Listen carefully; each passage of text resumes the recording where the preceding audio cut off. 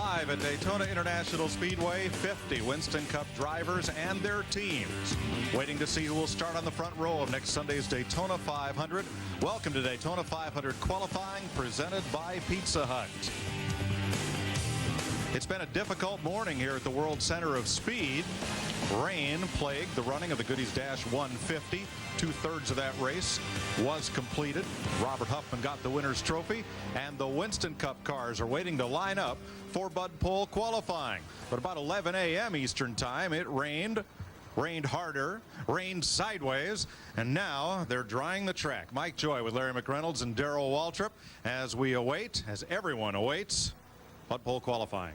Well, you know, we're so technical here, you know. We're always talking about Ackerman or bump steer or arrow push or, you know, some technical term, but I got to believe we got a problem here with the weather, and I think it's El Nino. Can you El what?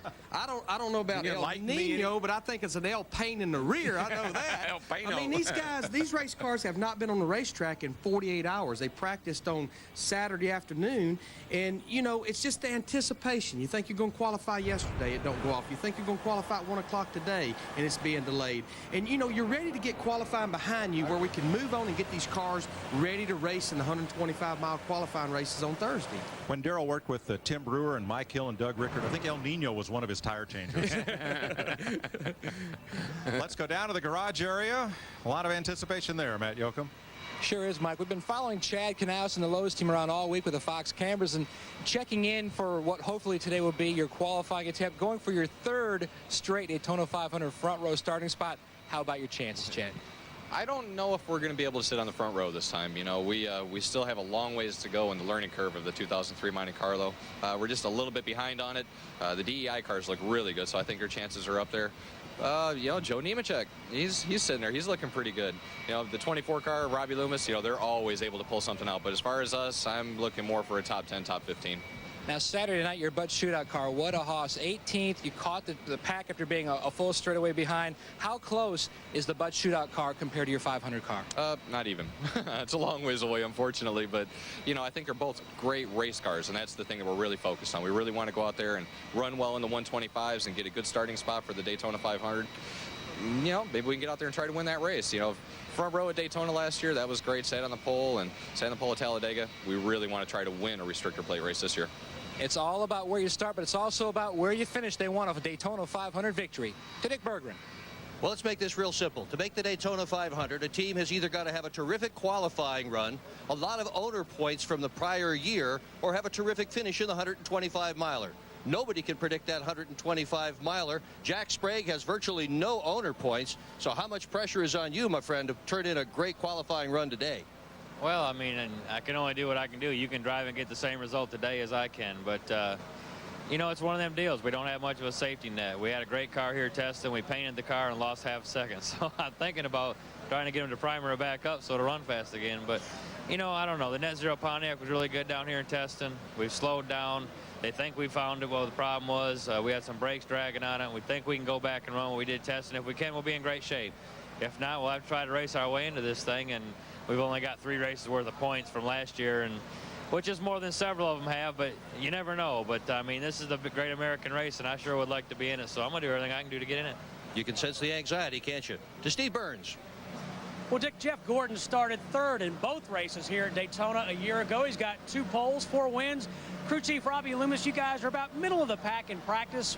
How about qualifying if and when we get it in? Qualifying is going to be exciting. You know, this anticipation with all the rain about to drive us crazy. I really feel sorry for Mr. Hendrick back in Charlotte. He saw that speed chart. He called us. You know, UAW Delphi car's got a great shot of sitting on the pole. We really like to get qualifying in. Like it to be in the middle of the day or towards the late afternoon so that wind kind of lay down a little bit, make it kind of even for all the cars. All right, best of luck, Robbie. We'll be watching. Let's go to Jeff Hammond.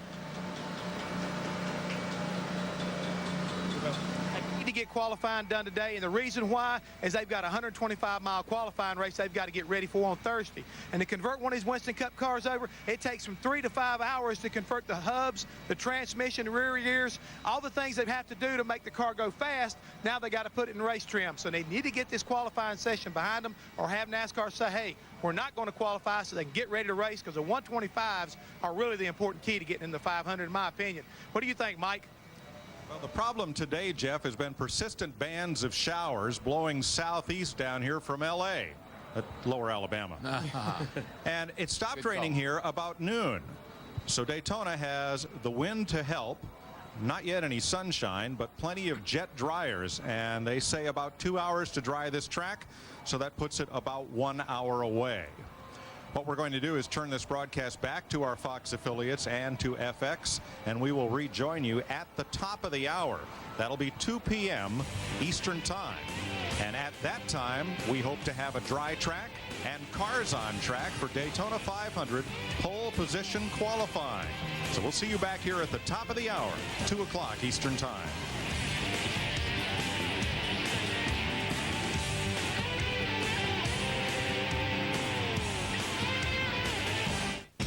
We now join our regularly scheduled program, already in progress.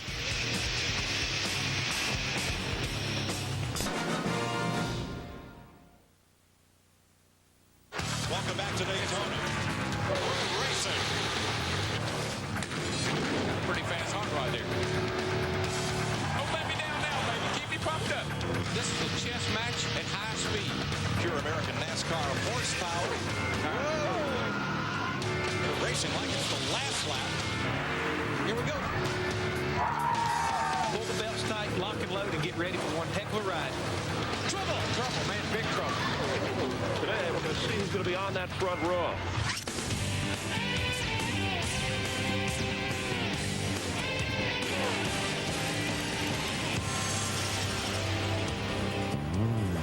Welcome back to Daytona International Speedway, where finally blue skies over the world's most famous beach.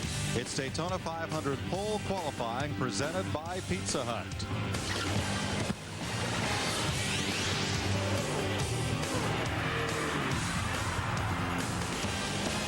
The rain stopped at noon today, and the jet dryers have been out ever since.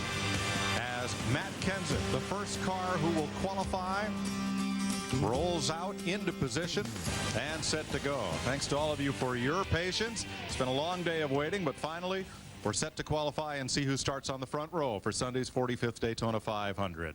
Mike Joy with Larry McReynolds and Darrell Waltrip, and all this built-up, pent-up anticipation. Yeah, well, the guys have been down there, you know, walking, pacing, doing interviews, doing whatever guys do. I mean, playing cards, telling lies, bench racing. But I know every one of them are just as anxious as we are to get cars on the track, because it has been a little while since some of these guys have seen the racetrack. I guess Friday. 48 hours, yeah. I mean, we do 36 qualifying sessions in a season, but nothing is like the Daytona 500 qualifying. About 6 or 8 months ago, my fabricator and I, we laid the chassis down there. This is going to be our Daytona 500 car. We've had 3 bodies on it. We've been in the wind tunnel about a dozen times, and we've tested it 3 times, all for these 2 laps that we're fixing to do. This will set the front row, but also, and perhaps more importantly for many drivers, it will set them in the field for the Thursday qualifying races and give them their fallback speed should they fail to finish in the top 15. Let's go down to the grid and Dick Berggren. 20 years ago here at Daytona Speedway, Michael Waltrip sat on the pole for the Goodies Dash race. He has never won the pole for the Daytona 500, but he has been atop the speed charts throughout much of practice. How about it? Today your lucky day? I'm going to seal this drought off. 20 years without a pole at Daytona. I never will forget coming down here in 1983 and winning that pole. It was a great feeling to be on the pole at Daytona, but since then, I mean, the pole for the Daytona 500 is a huge deal.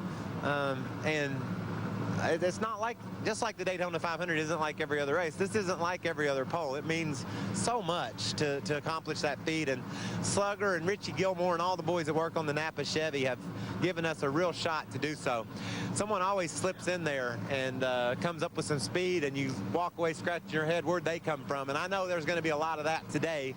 I'm optimistic about the minute possibility that it could work out for us. You just might make it, my friend. Let's go to Matt Yoakum. And Dick, Ward Burton, 2002 Daytona 500 winner, 22nd in practice. So, Ward, you're going to have a big gust of wind to try to get a pole. So, basically, you're just trying to knock down a decent time for the 21-25s? Yeah, that's exactly right, Matt. based on, you know, what we did getting ready for this race, changing cars, seeing as fast as some of the other cars run. I don't think we've got a legitimate shot for the pole. Never can know. Well, stranger things have happened, but I do feel like that we can get in top 15. That's what we're after. Now, it seemed like your biggest concern today, though, was your new uniform. You were kind of checking it out. On the bigger side, I need to fill out down here a little bit like Matt so it'll fill this thing up. But you've got plenty of room. Matt told me he's got the weight and nutritional program to get it to fill it up. So we'll see what happens. It's all about nutrition, Ward.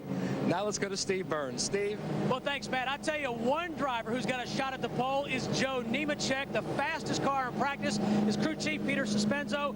Larry Mack was talking about all the anticipation, all the work, wind tunnel, testing. Do you have a shot at the pole? Finally, it's in front of us.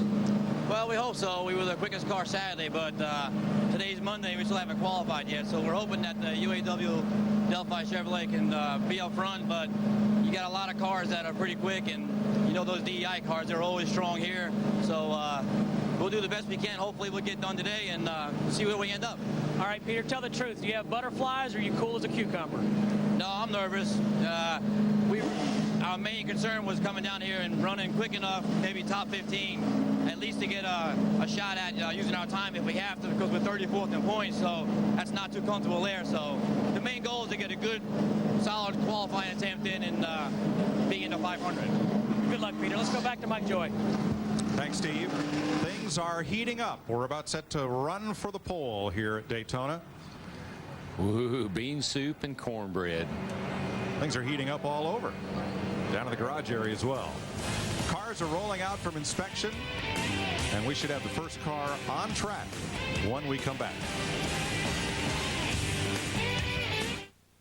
1 Tango 13 requesting back. Daytona 500 qualifying. Presented by Pizza Hut. Home of the new stuffed crust gold pizza. A stiff breeze blowing from turn 2 down the back straightaway. Some 20 miles an hour. That is a friendly wind here. That's a tailwind. And it goes down the back, it'll really pick up your back straightaway speed, and the grandstand sort of keeps it off the car as it comes around through the triangle here. So if you're going to have a wind here, that's the most friendly wind that we can have. But the only thing that's different, or maybe not friendly, is the wind was exact opposite 2 days ago when these cars were on the racetrack practicing. They actually had a headwind. It was blowing from the east to the west. Yeah, and what that'll do, Mike, is you'll make a gear selection based on your practice time, which was with a headwind. So then you get the tailwind here, turn the thing around, and you may be geared wrong. All right, we're getting close. We're inside of 5 minutes to the first car rolling. The pace car is going to go out and make another circuit of the track, make sure everything is dry and ready. Jeff Hammond? Mike, a little while ago you were talking about technical inspection. Well, guess what? It's kind of quiet down here in the tech area. As a matter of fact, no cars are coming through this area. And you know why? Last night, after the last car went through tech, NASCAR decided we're going to impound these cars so that we can be ready in case this weather does break. So they impounded the cars and would not allow the crews to work on them this morning. But what they allowed them to do, they had a procedure sheet come up that said when the garage opened, 2 crew members could go in, plug in the oil, change the air filter, wipe whatever water had got down inside the cal area off, and get the car ready from that aspect. But no car was able to be jacked up. Nobody else was able to work on the car except for these 2 crew members. And when time was right, they allowed 3 guys to push this car out on pit road so they could save time. Tech is a very long and time-consuming process here, and so John Darby decided this would be the best way to be fair for everybody, and it looks like it's working as you see the cars being pushed out on the grid. Dick? Well, 2 years ago when Fox was here for our first broadcast of the Daytona 500, confiscated parts from the inspection area, covered a huge table. There was stuff under the table, and it went down about 10, 15 feet or so. This is all they have found so far this year. Look at this, just a couple of springs. Here's a cute little device. This is a heater that bolts onto the outside of the transmission. Anything on the inside of the transmission is fine. Outside is not. Aha. Little funny little television camera. That's not quite copacetic, so they got that. Here's a gauge panel. This thing is made out of carbon fiber. It's supposed to be made out of steel. Here's a good one. All the fuel cans are supposed to be made out of steel. This one's plastic, so NASCAR got it. There's almost nothing here. That's the result of NASCAR having done such a good job over the course of the winter, going to the garages to make sure that everybody is legal and everybody has a fair chance. Dick, the reason they took this was off, I think, Michael Waltrip's car. Every car has one of these. This is where the in-car camera goes up on the roof, and where it's even, because something even that small can play a big role in aerodynamics. And what the Michael Waltrip crew did, DEI, it's much taller than the one that's on every car, and what they've probably found that a little bit taller reduced the drag just a little bit to help the car down the straightaway. So NASCAR, there's one that's on top of the car right there, and the one that Dick was holding off Michael Waltrip's car was just a little too tall. Now, I saw something that was pretty interesting just by glance there on that parts table. If you move the camera to the left, just a little bit over to the left there, guys. Over, a little further, right here. See this little guy right here? See where that hole is? What that's trying to do is offset the spring, move the spring forward, and it'll make it travel just a little bit more if you move that spring up a little bit. So took that hole and was moving the spring around on the trailing arm. Yeah, I mean, that would be the rear spring. And again, they mandate that you have to run 350-pound rear springs. Anything softer, or if it's at an angle that makes it think it's softer, will let the rear of the car travel down, get that rear spoiler out of there. Matt? Mike, you won't find any confiscated parts from Elliott Sadler's 38 machine on the NASCAR's red trailer, but you will find a very fast race car, 8th quick in the final session for 500 qualifying. But do you have enough to inch up and grab the pole? And you're already looking at the winds and praying for some good tailwind. Yeah, I mean, I go out pretty early, and the wind's going to be stirred up, so hopefully I do have a little bit of a tailwind going in the back straightaway. And I tell you what, M&M's Ford Taurus is really fast. They've done a good job tuning the motor, and hey, we might have a shot at it. You don't never know when you go through that room over there who's going to speed up, who's going to slow down, but we got through without a trace, so Raymond and the guys did their job, and now I need to go do mine. Remember, Elliott Sadler last year finished second Daytona 500, coming all the way back from 41st. Now to Steve Burns. Steve? Well, Matt, with Mike Skinner. Hey, Mike, let's look up in the sky. What's that? That's the sun. We hadn't seen that in a couple days, but it's here now. It looks like we're going to get qualifying underway. It's all good. Mike, you guys made the switch to Pontiac. How's your progress? I love our Pontiac. I think it's going to be a great car for us. We had a great test here somewhere in between Daytona and Abington and back. We lost a half a second, but I think this car is really going to race really good. So we just got to hopefully we'll get a decent time today. If not, we'll race the heck out of them in the 125s and get our Kodak racing Pontiac in the field and look forward to next Sunday. Good luck. Thank you. The jet dryers are taking one final turn around this 2.5-mile tri-oval to dust anything off that might have been blown up on the track during the track drying procedure. And then the first car will roll for Daytona 500 pole qualifying.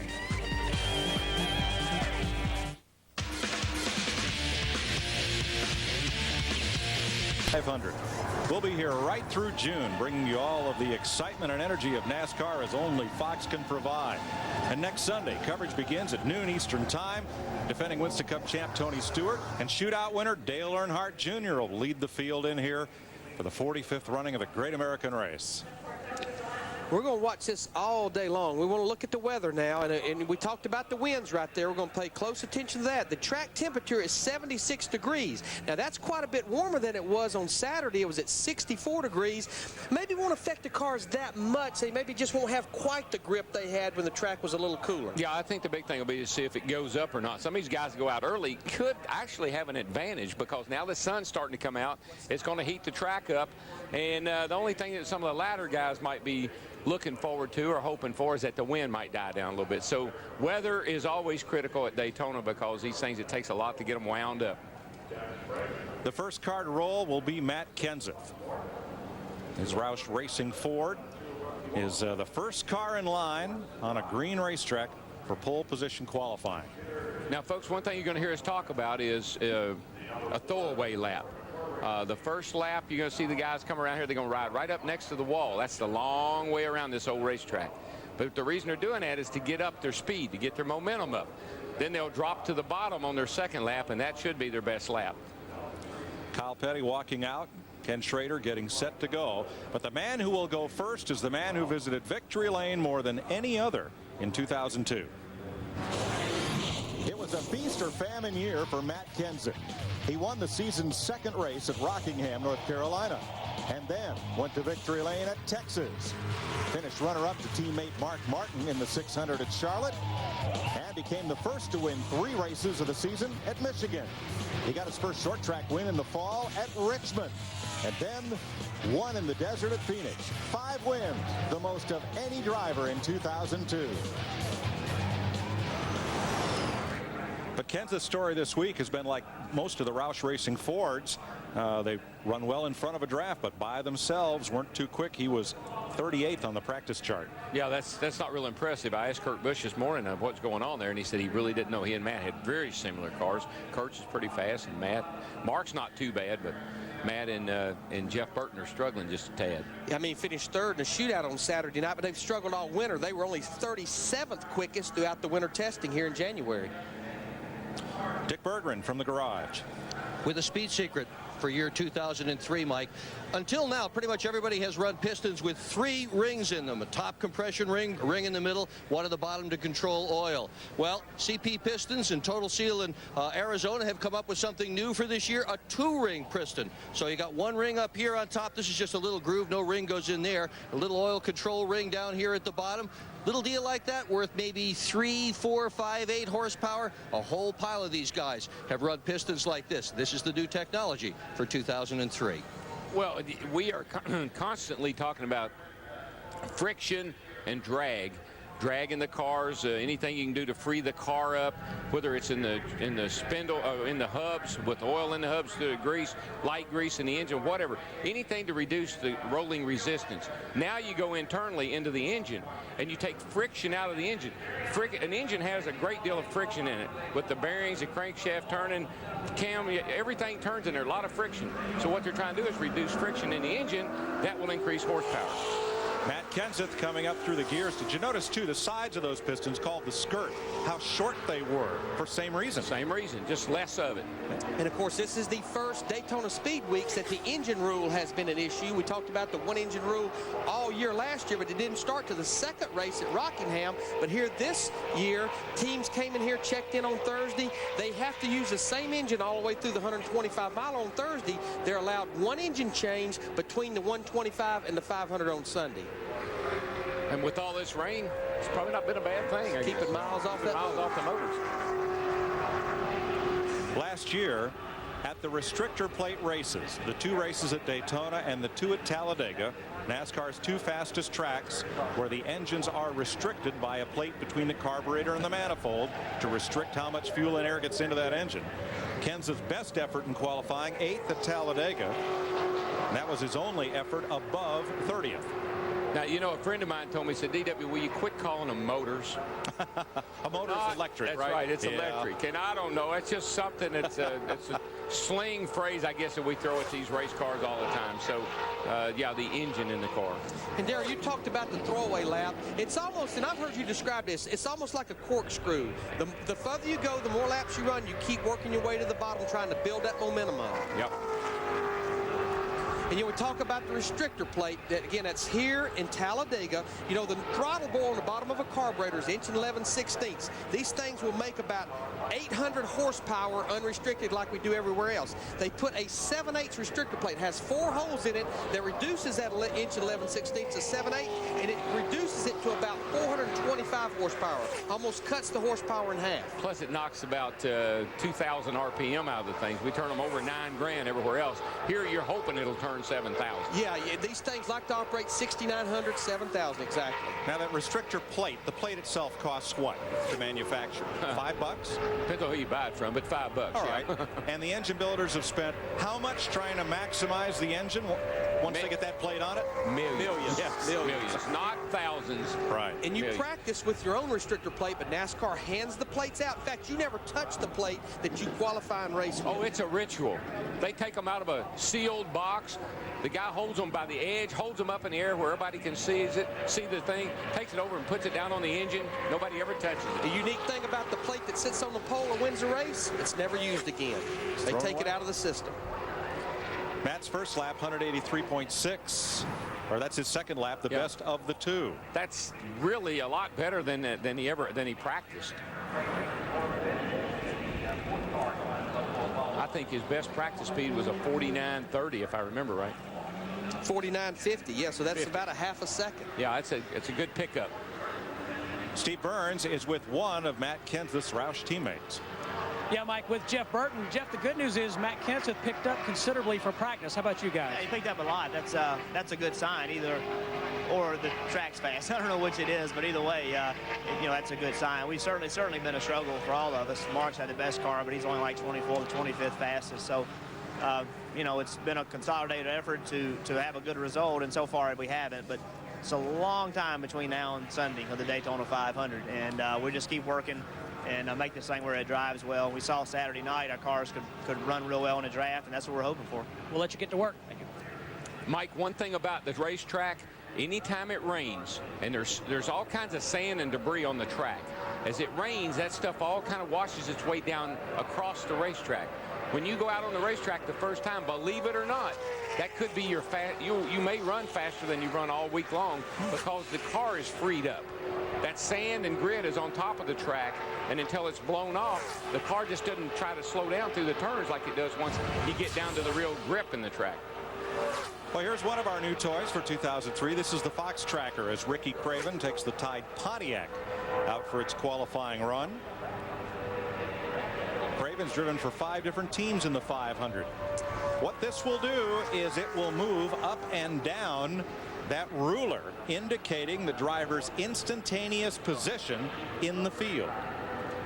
And here at Daytona, we don't expect ever a driver to get on the pole on his first lap because, again, Darrell, like you talked about, it's only going to continue to get quicker. Here is the interval to the driver who just ran. There is the lap time as it runs. And also, down here in the right corner, miles per hour. A lot to keep track of. But Ricky Craven right now, 181.763. You can see where that pointer is. Right now, this run would put Craven on the pole ahead of Matt Kenseth. And on his first lap, he about ran the same thing that Matt ran on his first lap. But right now, it appears, as you look at our graph down here, that he's a little bit ahead of Matt on his second lap. And that margin is gaining. Well, now it holds steady at about 1800ths quicker as he comes through turn 4. A lot of changes for this team over the winter. Moved from Ford to Pontiac. Ricky has a new crew chief with Scott Miller because Mike Beam moved to the Richard Childress organization. Craven's best start in the Daytona 500. Rather at Daytona was 12. That's a great lap right there, guys. I mean, considering he ran 49.17 in practice and he ran 48.81. Yeah, so that's another big pickup. So I think it's weather. I think the conditions right now are probably ideal. And you look at our new graph up here. What we're going to do, we're going to set the field for you. That's how they'll line up, and of course it'll change as each car goes out and qualifies. Well, let's find out what track conditions are like from the first man to run. Here's Matt Yoakum. And that's Matt Kenseth in the 17 car. You picked up 5/10. Did you expect that much? I didn't really know what to expect. We'll just have to wait and see when some cars go. Obviously we weren't very fast at all in practice. So if everybody picks up that 5/10, we'll still be in trouble. If everybody stays the same, that'll be a good lap. We'll just have to wait and see. What are your thoughts about the track conditions, Matt?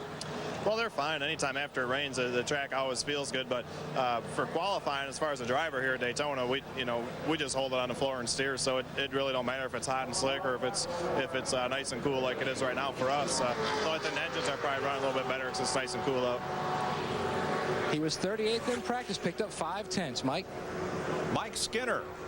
New make of car for the Morgan McClure team. They have a Pontiac this year. In Skinner's rookie season, he won the pole at Daytona for both the February and July races. Yeah, and who was working on it? Who was his crew chief? When he sat on the pole, yeah, wasn't Larry, it was Kevin Hamlin. Oh, was it really? Yeah, I was with Dale then. Oh, you were with the 3 car. I was thinking you were with the 31 car. I'm sorry. No. But these guys were fast during winter testing. They were second quickest, but they have struggled since they unloaded here on Thursday. He's only been about 26 quickest. But I tell you, I think Larry McClure has stepped this program up since last year. He's hired Tony Furr, who came from Hendricks. He's over there as competition director. Chris Carrier's still the crew chief. He's hired Gary Grossenbacher's engineer. So he's starting to stack the deck a little bit on that race team. Skinner's first lap, third on our Fox tracker, behind Ricky Craven and Matt Kenseth. And his first lap is 0.7 of a second slower than Matt Kenseth and Ricky Craven's first lap. Yeah. Another thing about, Fox Tracker, it's kind of new to us too, is you see the hash marks that are here. The more cars that run, the more of those hash marks will light up, so you can tell how many cars have made qualifying attempts. This is a pretty neat thing we got going here, and I'm just like the fans at home. It's going to take me a little bit of time to figure out how it works, but I really like the setup we got here with this timing system. Right now, you see he's holding at third position, which would be third out of 3 cars right now, as he completes his second lap at 49.44. In fact, his second lap was just a little bit quicker than Matt Kenseth and Ricky Craven's first lap. So there you see he's on the inside of the second row right now. Yeah, and that's they're not going to be happy with that time. Dick Berggren? Well, the 84 car, Jimmy Johnson, has had an accident, believe it or not, on the way to the starting grid. What happened? This little nose piece down here, they put a little tiny ding in this when they went over a bump between the Winston Cup garage and the Busch garage. So NASCAR let him bring it in here in the inspection area and fix it, and he's going to go out and try again. These things are so aero sensitive. Just a little bit can mean a lot on that racetrack, so guarantee you that bunch, they're wanting to make sure it's right. 3 cars have been on track so far in pole position qualifying for the Daytona 500.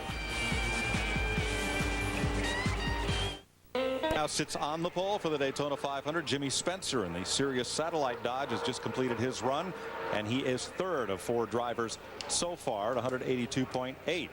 Norm Benning was scheduled to make a qualifying run, but because Benning has not been on the track in any of the practice sessions thus far, he is not eligible to participate in first-round qualifying. Jeff Burton now on the speedway in his Citgo Ford for Roush Racing. Steve Burns. And we've caught up with Mike Wallace. Mike, you were very quick in testing in the top 10 of practice the other day. Is the pole a possibility? I don't know if it's a possibility or not. I really don't. I don't know what all they put in this car when it comes time to qualify. We've never made a simulated qualifying run yet. So in regards to all the lubricants and everything take place, I just hope we can get close to repeating the numbers we repeated in winter testing here, and hopefully we can enhance on it. If we do, we'll be in really good shape. Good luck, Mike. Thank you very much. Let's go to Matt Yoakum. And Steve, Ricky Craven picked up almost 0.4 of a second. That drops you into the 48s. That's got to be a good spot.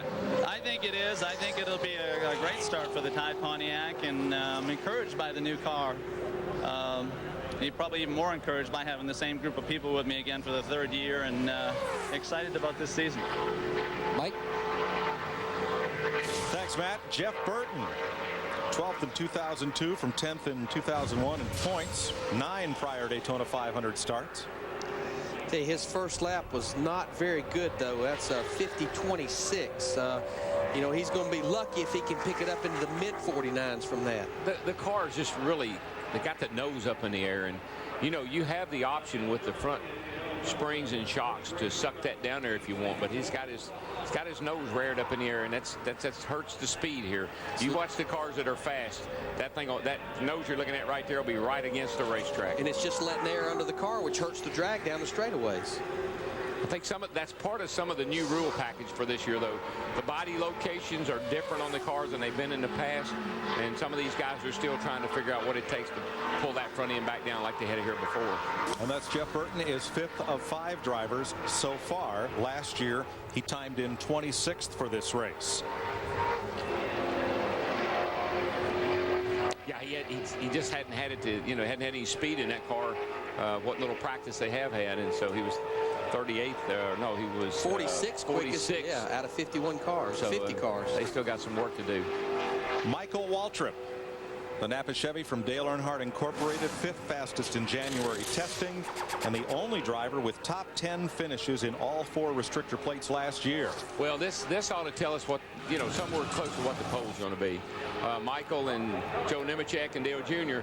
Swapped the top spot back and forth in Friday's practice, so we'll see where these cats end up here. What I always like to say, this will be a good car to show us what the racetrack has in it, because he ran 48.66 in Saturday's practice, which would right now be about a 1/10 and a half quicker than Ricky Craven's pole speed right now. And I really don't. I think going early is an advantage because your fluids are still nice and hot. The car hasn't been sitting out on the line out here.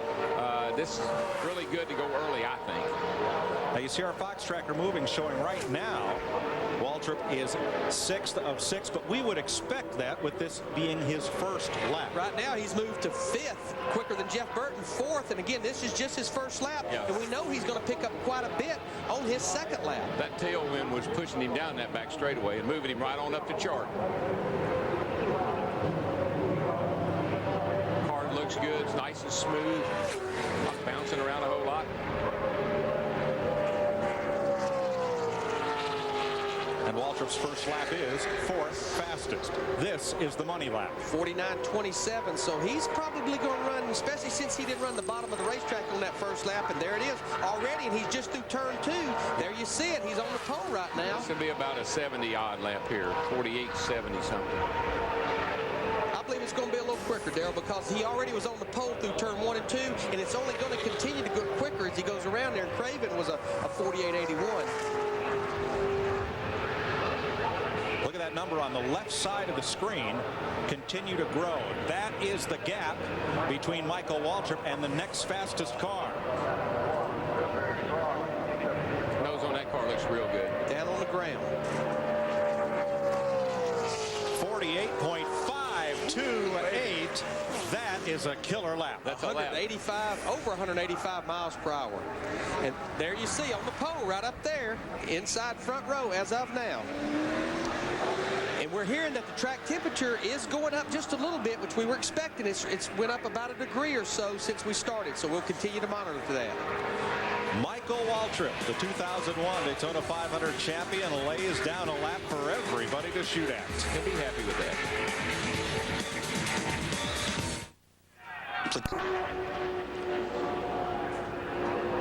Jack Sprague, the 3-time NASCAR Craftsman Truck Series champion, driving for a brand new team. The Net Zero Pontiac doesn't have provisional points, so he's got to race his way in.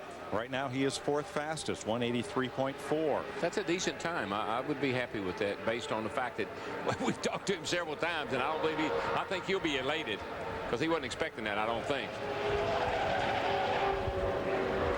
See, the thing a lot of these guys don't realize is these engine tuners are real soft on the motors or in the engines practicing because they don't want to use, they don't want to take a chance on it. They keep the timing real low. They keep the jets up a little. They don't want the guys to get the engines too hot. And so they're real conservative on engines. So when they tune one of these little boys up here, they have a tendency to pick up a lot. Well, I'm going to tell you, Mark Reno, Johnny Allen with Mike Wallace's car, they've done a pretty nice job of getting that front end down. That car's nice and down on the ground. All right, Mike Wallace is on track to begin his run. Here's Matt. Michael Waltrip, a 48.52. Are you pleased with that? I mean, I don't know. Time will tell. It was a good lap. It was the most RPMs I'd seen on the tack. I drove exactly where I wanted to. I got a good start out pit road. I mean, that's all you do is just kind of hope. We'll just see. He said he's hoping for the temperature to go up and a headwind off of 2 and off of 4. You want both. The combo platter. Let's go to Steve Burns. All right, thanks, Matt. Ricky Rudd about to climb in. Ricky, what are your thoughts as you get ready to go here? Well, just time to find out what's going to happen here. This is time to find out. And I think we're in good shape. Good luck. Mike Wallace driving for James Finch, the Miccosukee Indian Gaming Dodge. And something new for Finch's car is the manufacturer's identity on the car. Last year, he wouldn't put the decals on, said he didn't get any help from the brand of car he was running then. Apparently this year he is. Well, what I like about this car, Larry was talking about the nose, but the back of the car is down too nice, Larry. It's not normally get the back down like that car appears to be.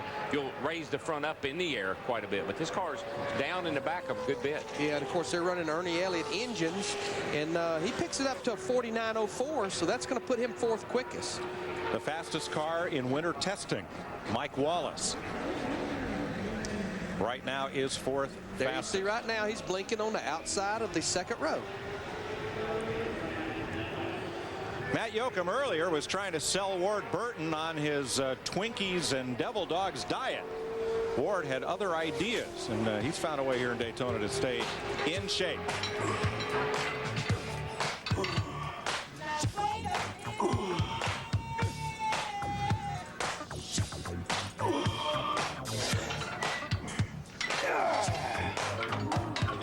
I'm burning a little bit. What does it look like, Eric? Look like I'm working hard now. I'm just hoping he's not shooting that 10-pound weight that's back there. Here at Daytona, GNC and Gatorade have put together this facility, and you can see it's just a wide variety, so we'll use this probably 4 or 5 times in the next 10 days. This is what we do in our spare time during 2 weeks of speed weeks. Back in the day, drivers did 12-ounce curls. Now it's all different, right there. Well, drivers today, I mean, they have to work really hard. You know, Jeff Gordon and I were talking about the difference between now and even 92 when he started is you never relax. You drive these cars, they drop the green flag. You don't pace yourself anymore. It's flat out the whole way. And that'll make your tongue hang out if you're not in good shape. Ward Burton on track in the Caterpillar Dodge, the defending Daytona 500 champion. Jeff Hammond.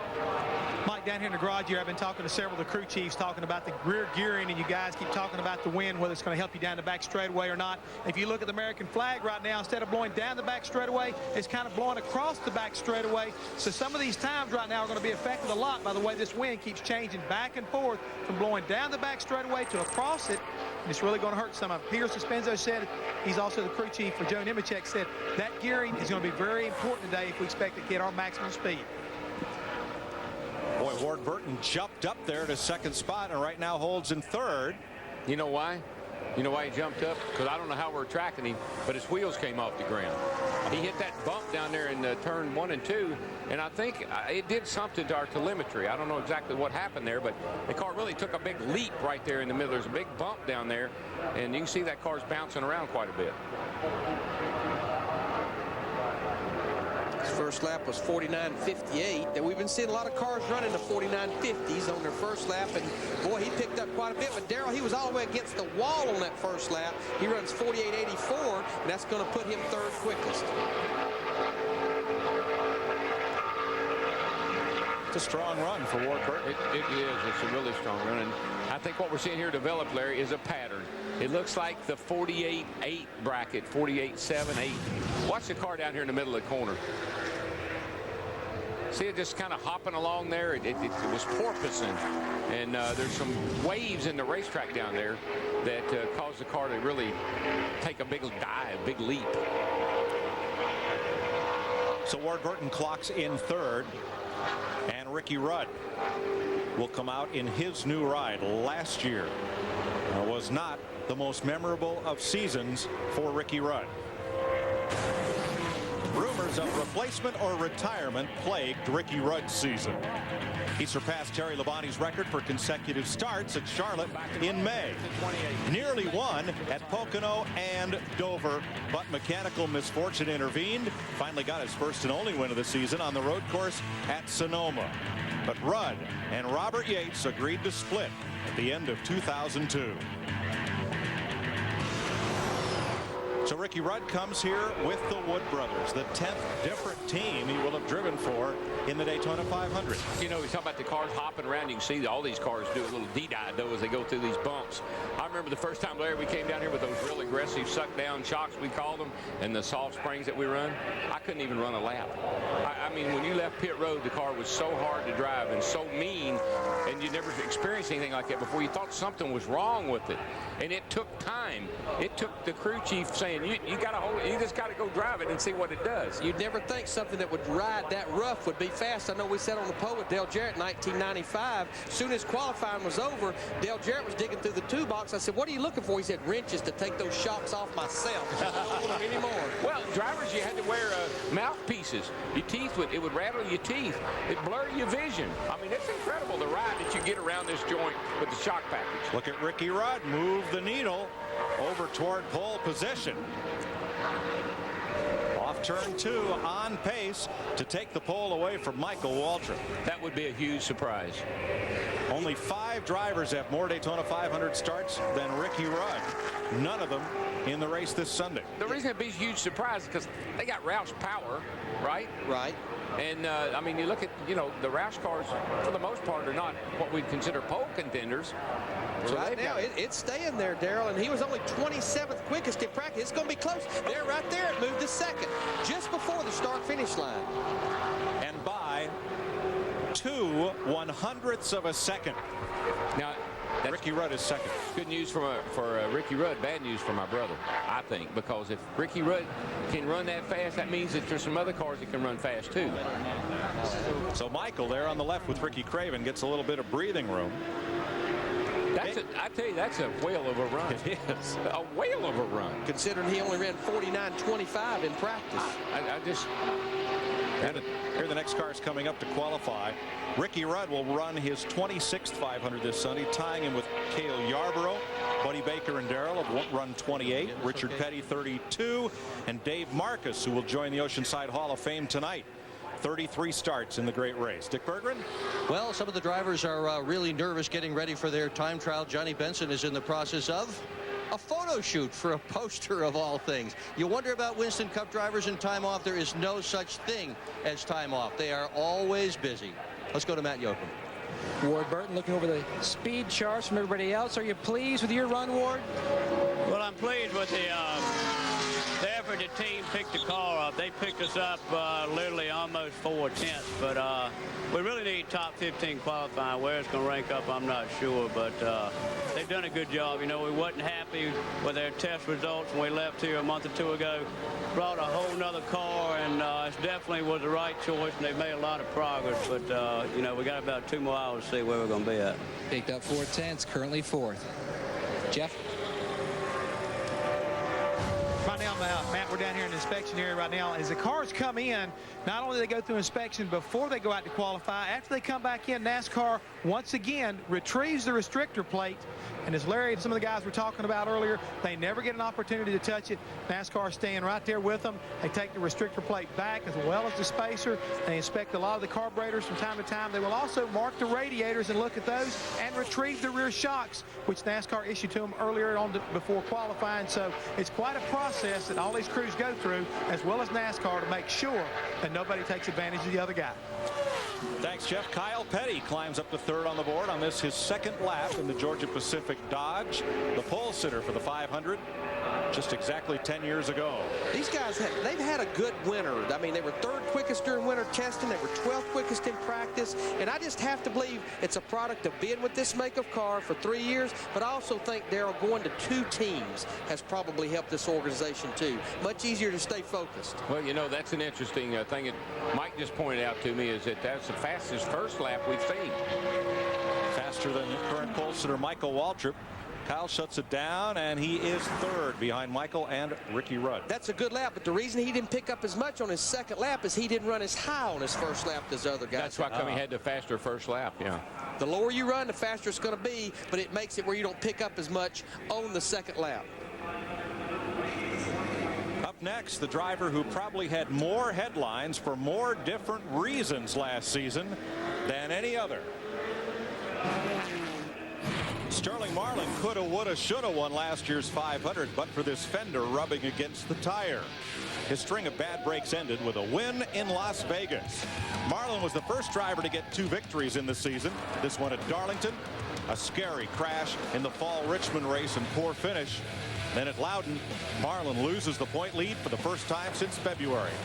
A hard wreck into the wall at Kansas, though, and the season was over for Sterling.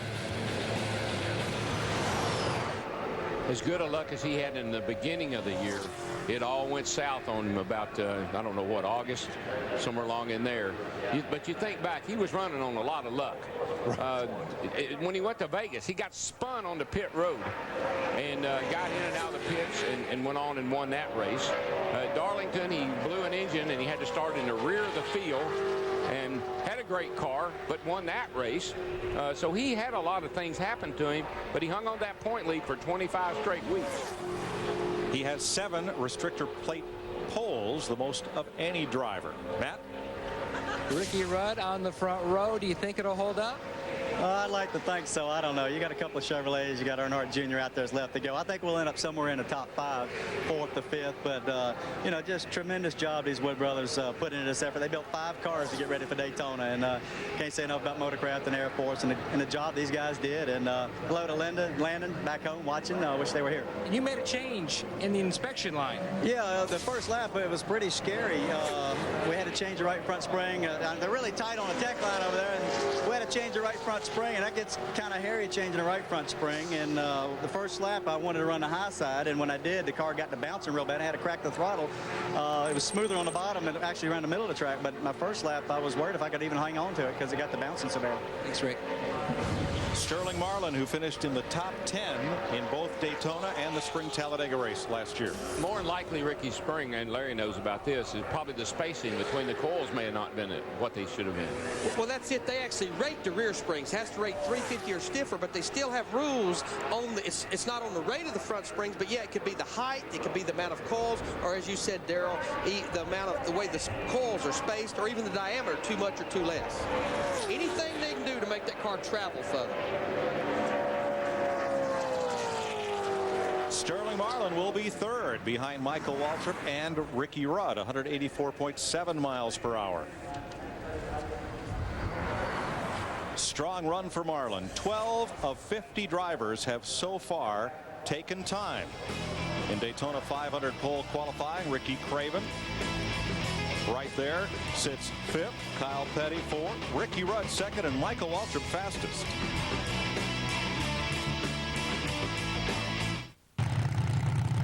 David Green right now is the 13th to take time, the Haas Automation Chevrolet. Twice he's been a front row starter at Daytona in the NASCAR Busch Series.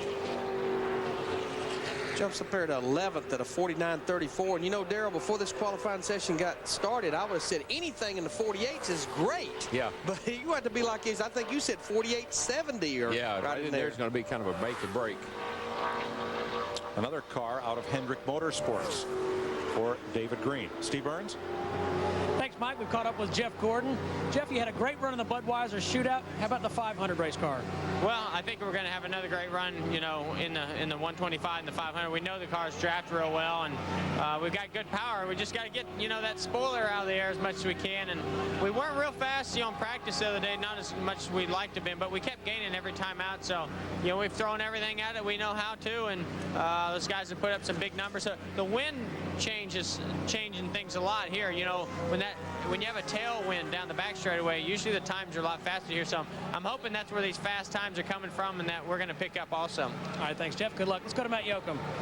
And Steve, what a difference a year makes. Kyle Petty last year, trouble getting off pit road, and you keep backing up your times this year from testing. Yeah, you know, we've been incredibly blessed by God here today. I will say that. Last year we came in here, we were 42nd in points.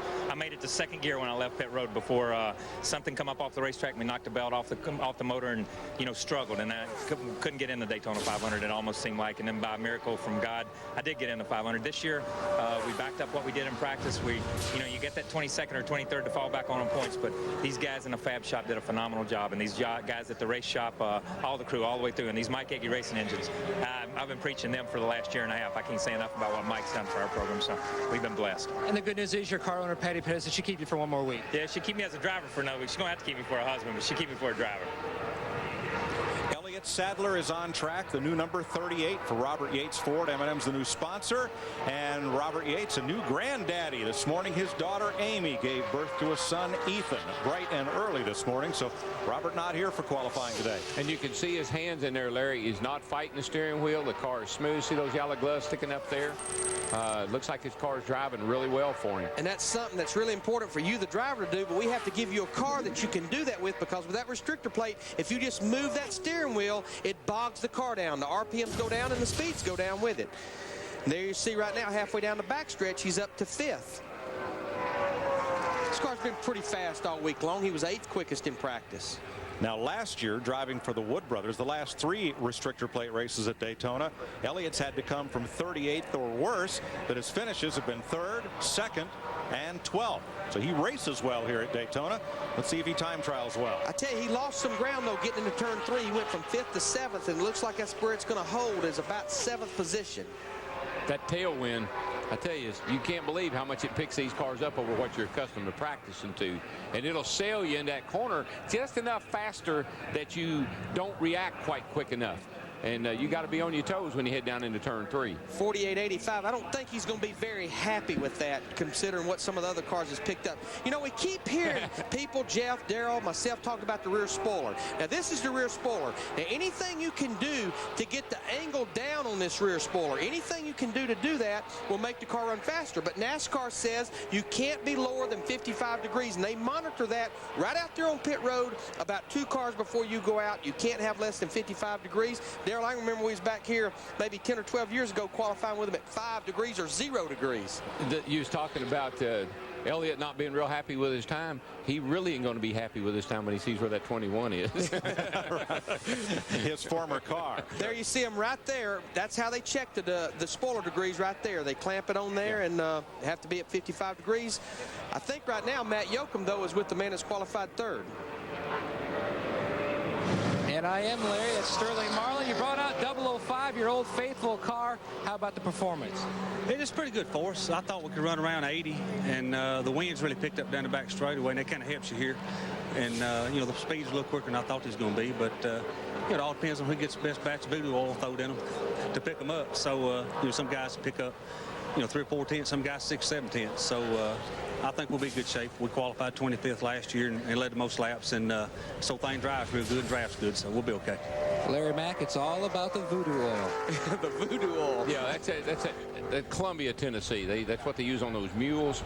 They put a lot of voodoo oil on them when they show them. A little voodoo oil in the engine, a little voodoo oil in the gear and the transmission. Terry Labonte, 2-time Winston Cup champ. The Kellogg's Got Milk Chevrolet of Rick Hendrick. And you know what's interesting to me is I sit up here and watch time and time again, hand position on the steering wheel.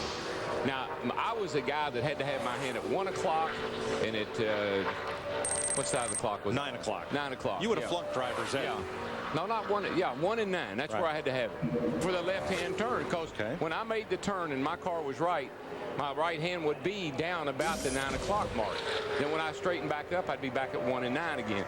And some of these guys hold the steering wheel totally different. I mean, they got like they're at 3 and 9, and they drive the cars that way. So it's interesting to me. I couldn't drive if my hand wasn't up here where I had my hands and my eyes kind of lined up going down the racetrack. Does that make any sense to you?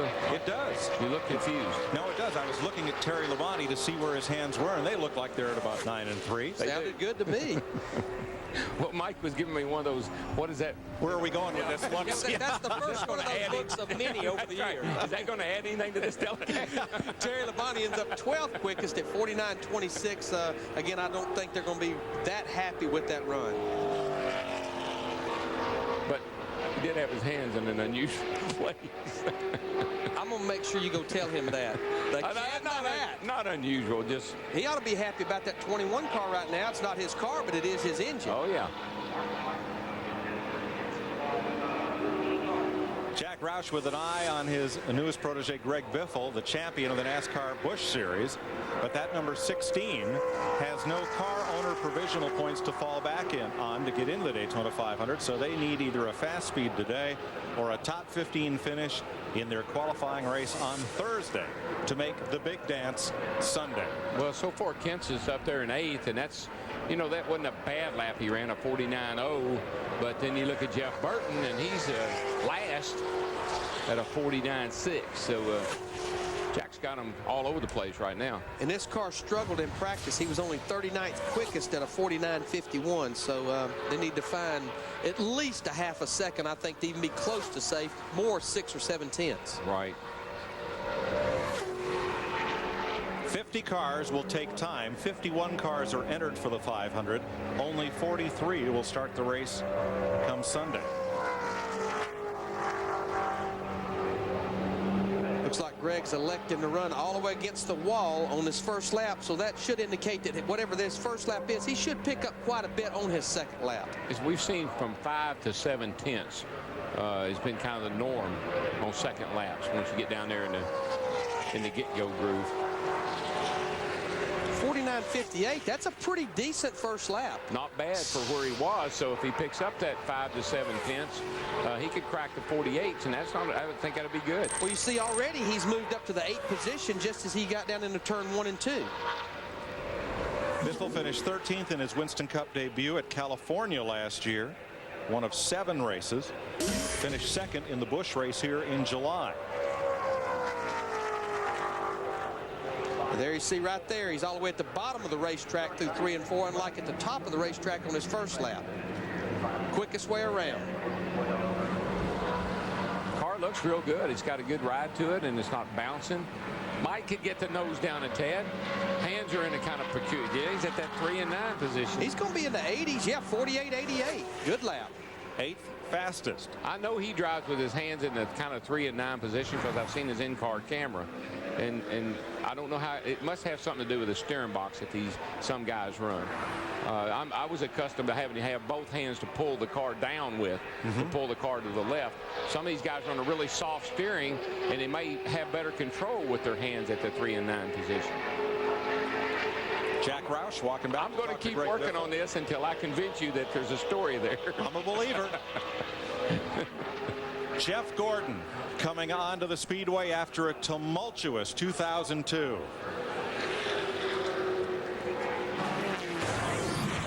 Jeff Gordon may have lost his soulmate, but entered the season with a new teammate.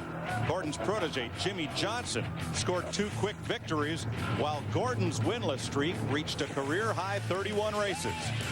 Under the lights at Bristol, finally got his first win of the season, and the next week scored again in the Southern 500 at Darlington. Gordon went on to win at Kansas and finished up strong 4th in the Winston Cup points. Jeff Gordon, a 4-time winner on the Daytona Speedway and Winston Cup point races.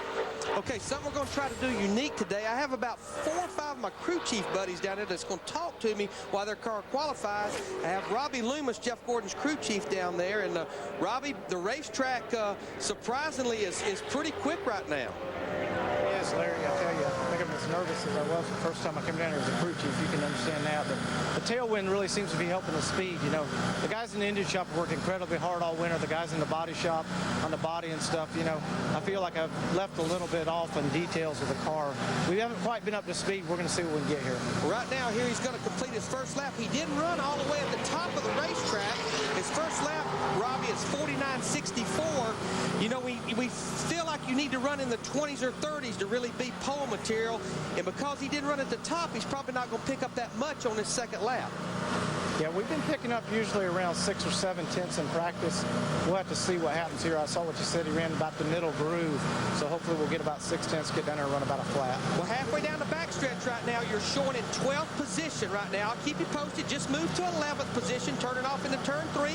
You move to 10th. I'll keep you posted, buddy. Get that wind to lay down all 4 now. We don't want any wind. All right, you're holding in 10th position right now, coming off turn 4. Looks like he's about 4 tenths off the pole right now. You're about a 48.90, still holding the 10th position. All right, he just moved back a little bit, lost a little ground right there, Robbie. Actually, 49.12. Lost a little bit of ground off turn 4. Yeah, 10-4. That really wasn't what we were looking for. We were hoping we could run about 8.90 and get solid in there. But the car's raced real good. We saw in the shootout, and we feel like we'll race real good in the 125s, Larry. Well, I appreciate you talking to us and sharing that with us, and good luck, and we know you'll be tough next Sunday. Appreciate that. Thank you guys out there. Jeff Gordon's run puts him 12th fastest among the 17 drivers that have taken time thus far for the Daytona 500.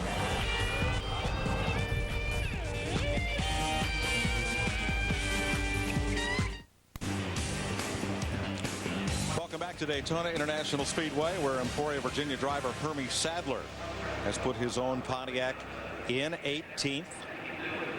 181.1 miles an hour. That's the slowest of the drivers who've qualified so far. This is a part-time effort of his own. He ran 10 Cup races last year, but he's never run a restrictor plate race. He's got a full-time Busch ride this year, though. That's probably where he got the money from to run this car. He'd definitely be one of the ones that will have to race his way in on Thursday, yes, though, in the 125s. Bobby Labonte, a Winston Cup champion in the Joe Gibbs Interstate almost said Pontiac Chevrolet. Joe Gibbs' team, Tony Stewart, Bobby Labonte have switched to Chevy this year. Well, it almost is a Pontiac. Well, guys, I have my next crew chief buddy in line to talk to me. Old Michael Fatback McSwain, new crew chief for the 18 car. Fatback, pretty good winner. You were quick down here in testing and been pretty quick in practice, but the racetrack's pretty quick right now. Yeah, we hope we got through the room of doom pretty good. Car's been pretty good since testing, pretty good since we got here. Our cars were out here. Did you have to make any changes going through inspection prior to qualifying? Did they catch anything that they had made you adjust on? No, fortunately we played everything the right way. We actually got to take just a little bit of spoiler out. From what we practice here, Stan, you know that's always pretty good. That's always a good thing. I just watched him through 1 and 2, Fatback, and he ran all the way against the wall trying to get that momentum up. Do you think he'll run against the wall in 3 and 4 too? Yeah, most likely he's going to run against the wall the whole way around. We'll see what he does here. Yeah, he's right against the wall in 3 and 4, so he's trying to, it's doing this throwaway lap. And right now, of course, this is just his first lap. He's 16th quickest, so we'll see it go down, and I'll keep you posted. 10-4, thanks, guys. Bobby Labonte sat on the pole for both Daytona races in 1998 and finished second in both those races. He's not won here, not yet. I tell you, Fatback, that's a pretty good first lap, 49.30. Ricky Rudd only ran in the 49.20s on his first lap. And with Bobby being all the way at the top of the racetrack, already through 1 and 2, you're second quickest. Yeah, we're pretty happy with that. That's just a little bit faster than we ran yesterday. So I guess we made some of the right decisions. Pulled and tugged here and there, and maybe it's going to pay off for us. Right now, you're almost at the end of the backstretch. You just moved back to third quickest just as he turned off into turn 3, but he's right around the bottom of the racetrack. Look like right now you're about a 10th off the pole, holding in third position, and you're coming off turn 4 right now for the checkered flag.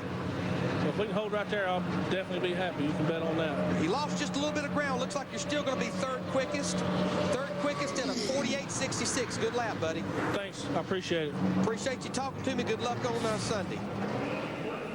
So Bobby Labonte third to Michael Waltrip and Ricky Rudd. Dick Berggren. Well, race fans are so used to seeing Jeff Gordon not only run up front, but qualify up front. But in practice, mid-pack and further back, and not the best of qualifying runs either. What's going on? No, well, thank goodness we got the 125s to race our way in, because we ran so good the other night in the Bud Shootout. I know we got a good race car, but, you know, I tell you, I don't know. We came down here and tested and felt like we had a good piece. We've come back here and just haven't had the speed. And each time we've gained on it, but just not enough. And when I saw some of those guys run those fast laps, I was hoping that it was, you know, the track that had picked up, but it wasn't for us anyway. So a little disappointed with that, but like I said, we've got the 125, got a great race car, and I know we're going to draft and race well. Well, it's fun to watch you pass cars anyhow. Let's go to Jeff Hammond. Dick, I caught up with Greg Biffle, last year's Busch champion. Greg, you want to sleep a little better tonight? 48.88 is a pretty good lap.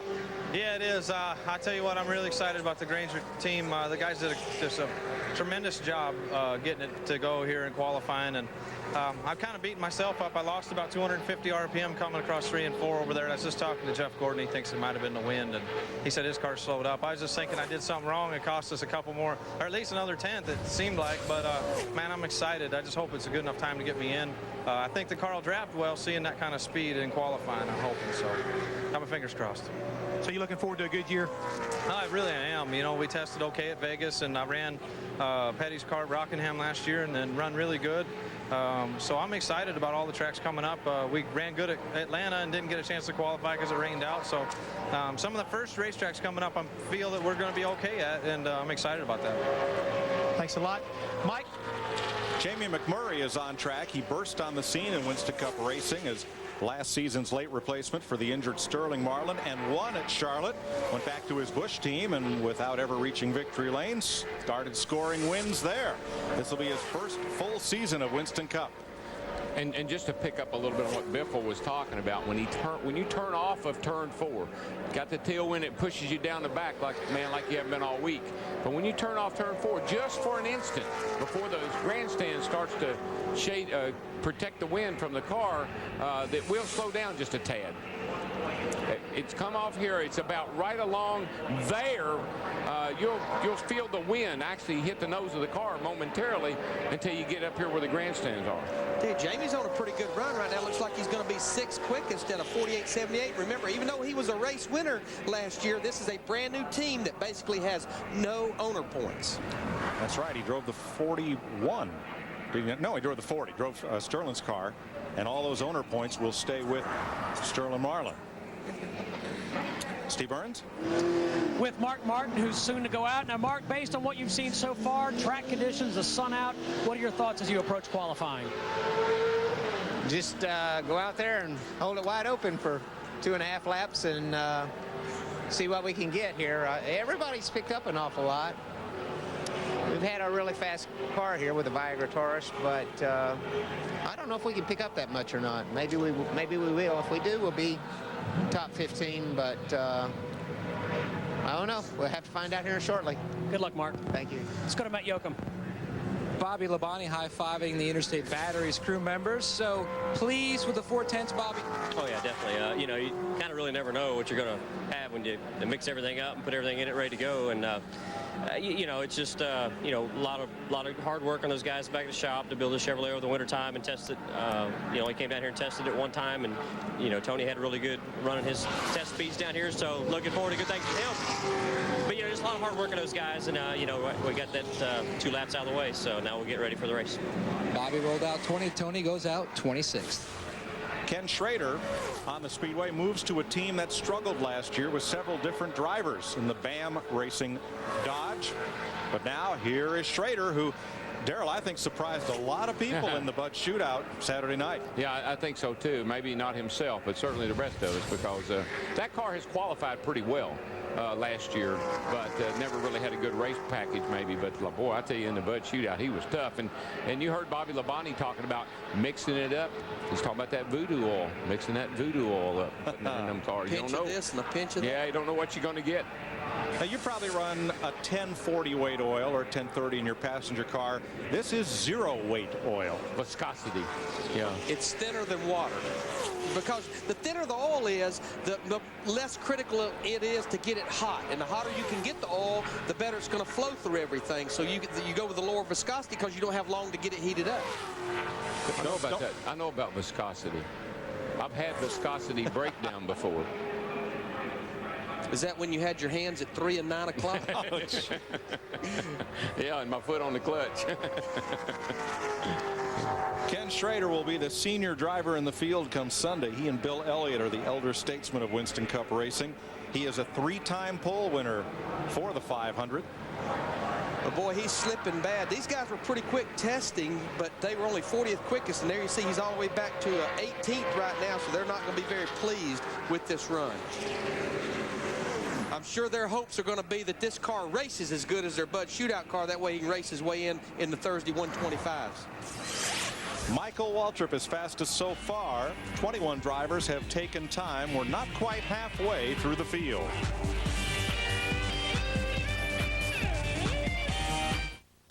Daytona 500 qualifying on Fox is presented. Hands thing. I passed a lady the other day going to Nashville on the interstate, was running 70 mile an hour. She didn't have any hands on the wheel.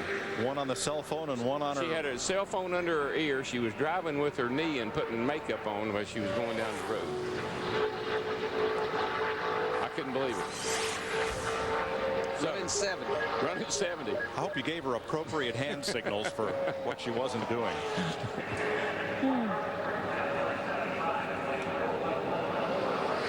Mike Harmon, NASCAR Busch Series driver, trying to move up to Winston Cup. One of 11 drivers today looking to start their first Daytona 500 this Sunday. The Carver All Chevrolet. Car that does not have any provisional points to fall back on. And I don't think he's going to have a very good speed to fall back on. 51.30 on his first lap and 50.74 on his second lap. You know, that's over 2 seconds off Michael Waltrip right now. So he'll be another one that has to depend on those 125-mile qualifiers on Thursday.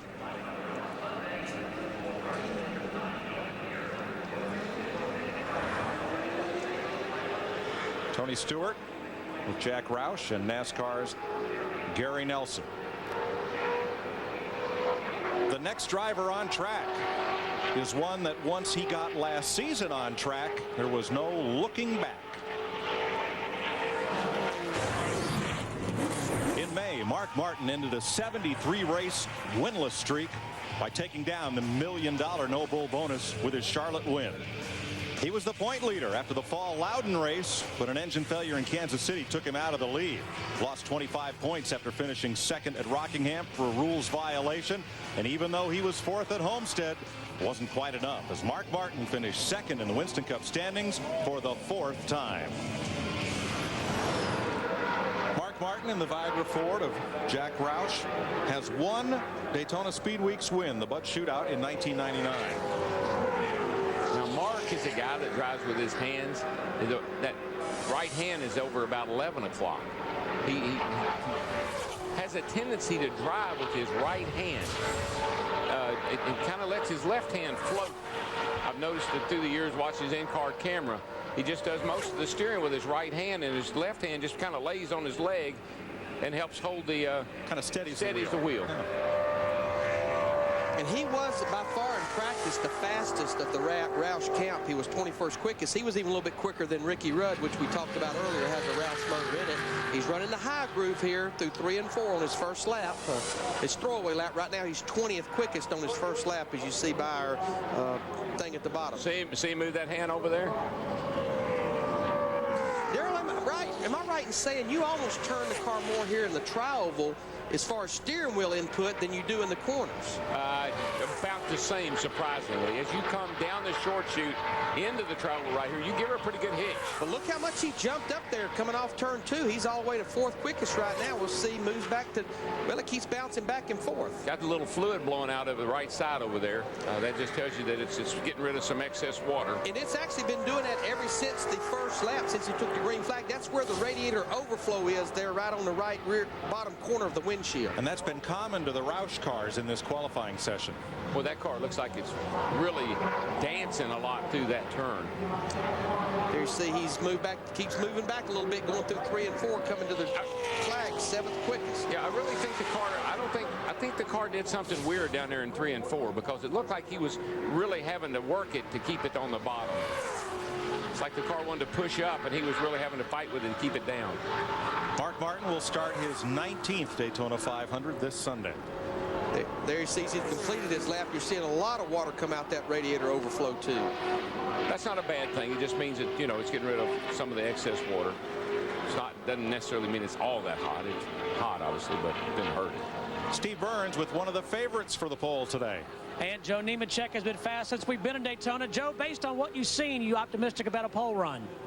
Well, it's going to be close. You know, Peter Suspenzo, all the guys at Hendrick Motorsports, they've been working really hard to get us some good cars. The motor shop, good motors. We've been fast every run. We just got to see. I think we need that wind to blow pretty hard down the backstretch. Times are really fast right now, so tell you what, this UAW Delphi Chevy, it's been fast. We get a little break, we're going to be there. Go get them. Yes, sir. Thanks, Ed. The wind continues to blow down the back straightaway, a tailwind down the backstretch. From turn 2 to turn 3, there's a look at Lake Lloyd in the infield of the 2.5-mile Daytona International Speedway. You know, we've been monitoring the track temperature. It's actually come down just a little bit. When Ricky Rudd qualified earlier, it was about at the max, about 84 degrees that we've seen. It's down to about 82 degrees right now. That's still a little warmer than when this session started. The 89 Winston Cup champion, Rusty Wallace, has 54 Winston Cup wins, the most of any active driver without a Daytona 500 victory. This will be Wallace's 21st try to win the Great American Race. And last year, for the first time in an incredible 17 seasons, he did not visit victory lane. But, you know, he's starting to fall into that same category that I was in and Dale Sr. was in. And, you know, coming down here and getting tired of people saying, hey, you know, you've never won the Daytona 500. Because, you know, great driver, great career, has done just about everything he can do. And I know there's nobody here this weekend that is more determined to win this race than Rusty Wallace is. There are the most wins among active drivers. You see Wallace second on that list. But Darrell, he was one of the drivers that ran all the way at the top of the racetrack against the wall on his first lap and ran 50.04. Now you see him at the bottom of the racetrack all the way against that yellow line. But that's not a very good first lap. No. Struggled in practice, though, 42nd quickest. He's competed in all 60 restrictor plate point events with no win at a restrictor plate racetrack. But he gets close, Larry. A fourth, 2/3, and a second over the last 6 Daytona races. So Rusty keeps closing in on it. And he did win the Bud Shootout a few years ago. So he is 20th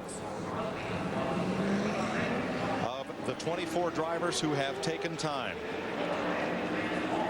And coming up is the man who created as many headlines last year off track as on, but the result was the one he wanted, the 2002 Winston Cup Championship for Tony Stewart. Being the first car to fall out of the Daytona 500 left Tony Stewart with a long hill to climb. But his wins at Atlanta and Richmond moved him up to 8th in the points. Stewart's off-track antics, though, kept him in the headlines. The win at Watkins Glen, only his second career road course victory, though, kept the momentum moving. And second at Talladega gave him the points lead. An 18th place finish at Homestead clinched Tony Stewart's first Winston Cup championship. Well, I have another one of my crew chief club buddies with me down there, crew chief Greg Zippindelli. And Greg, you guys pretty quick in practice on Saturday, 4th quickest. But boy, this racetrack is really showing some speed. Yeah, it seems like it's picked up. I think the wind blowing down the backstretch has sure helped. Didn't sound like that car sounded very good going by just now, though. A little worried right now. Well, he ran all the way at the top of the racetrack. I'm going to assume that was your strategy on the first throwaway lap, get right up against the wall through the corners. Yeah, that's what we usually do here. Seems like it works the best for him. You can stay out of the bumps on the bottom and, you know, kind of keep your balance for that last lap. Did you guys have to make any changes as you went through inspection? That car's flat. There's something wrong with that car. No. Yeah, he shut it off, Greg. He shut it off, buddy. And Greg Zippindelli takes off the headset, and Tony Stewart's season may start a little like it did last year. I was just like Greg when the car went by. I said, man, that thing sounds like it's down on a cylinder. So possibly they got a plug wire off, but he's taking the green flag, so he's pretty much done. Stewart coasts onto pit lane.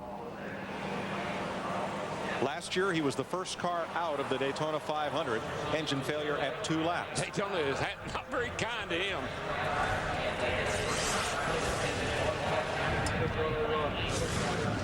Let's listen here.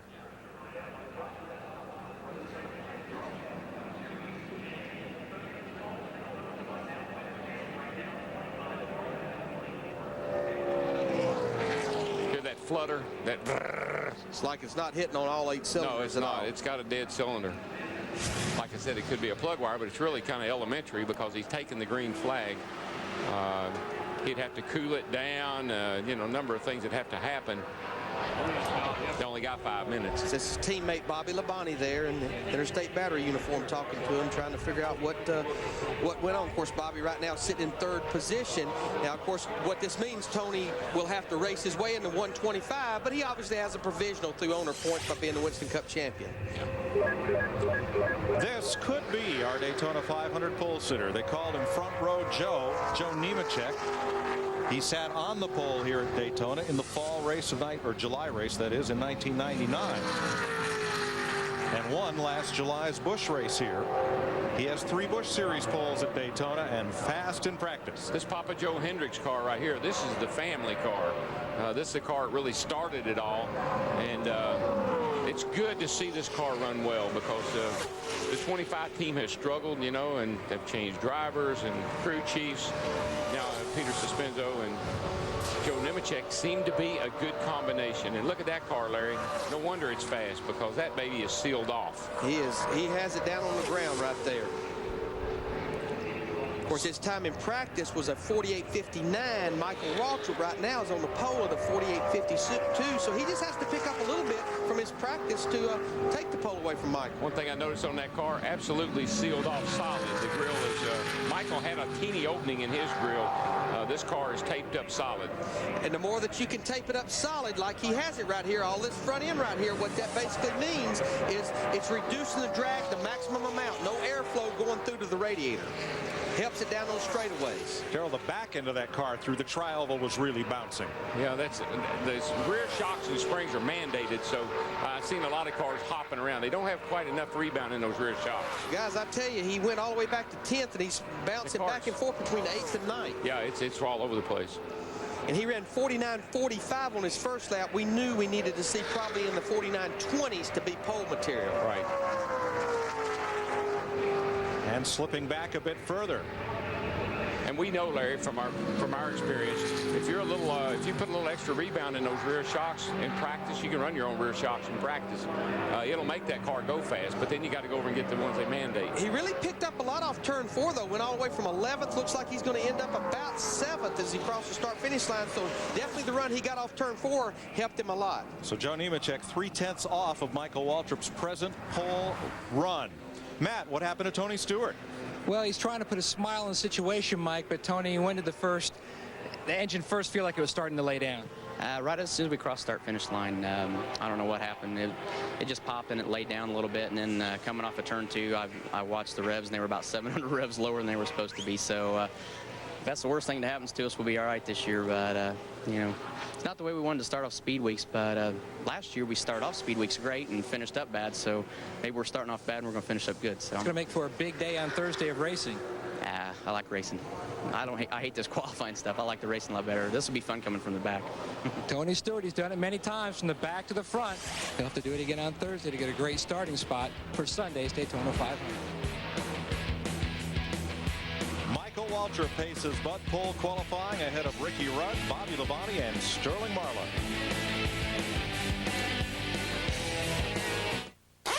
Pontiac, fuel for the soul. By Aaron's Sales and Lease Ownership. Let Aaron's drive your dreams home today. And by Stacker 2, the world's strongest fat burner. Get me a ride in that Aaron's car one of these days. Jerry Nadeau with a brand new race team. MB2 Motorsports replacing Ken Schrader. And new number 01, new sponsor, the U.S. Army. New crew chief, Ryan Pemberton, who was actually at this organization before he went over to Jasper Motorsports. Now he's back there with Jerry Nadeau. And Nadeau times in 17th, third fastest of the Pontiacs. Jerry actually spent some time over in Afghanistan with some of the Army troops and was right there close to the enemy lines, drove a tank, did a whole roll of things for about a week with them. He would like to have a little more armament today. An Army of one, he needed some pushers today. Jeremy Mayfield, one of the Ray Evernham Dodge dealers. Dodge, fourth fastest in January testing. And pretty quick in practice. He was 7th quickest at a 48.99 on Saturday.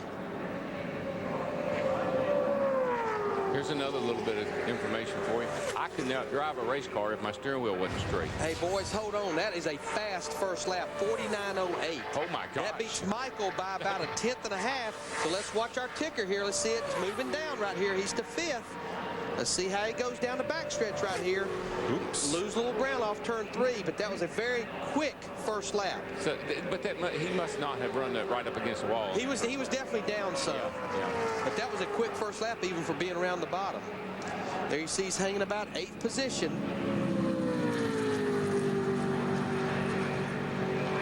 Staying pretty steady right there. And staying pretty low. Losing a little ground coming off turn 4, actually. See that piece of tape on the steering wheel? That tells you when your wheels are straight ahead. And let's see what he run here. 10th fastest. 10th fastest.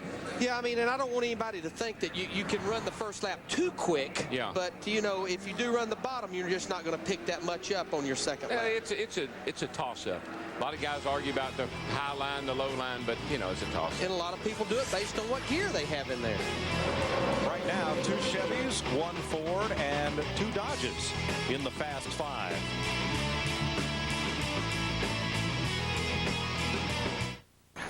Here's Here's a look at the top 10 speeds in Daytona 500 Bud Pole qualifying.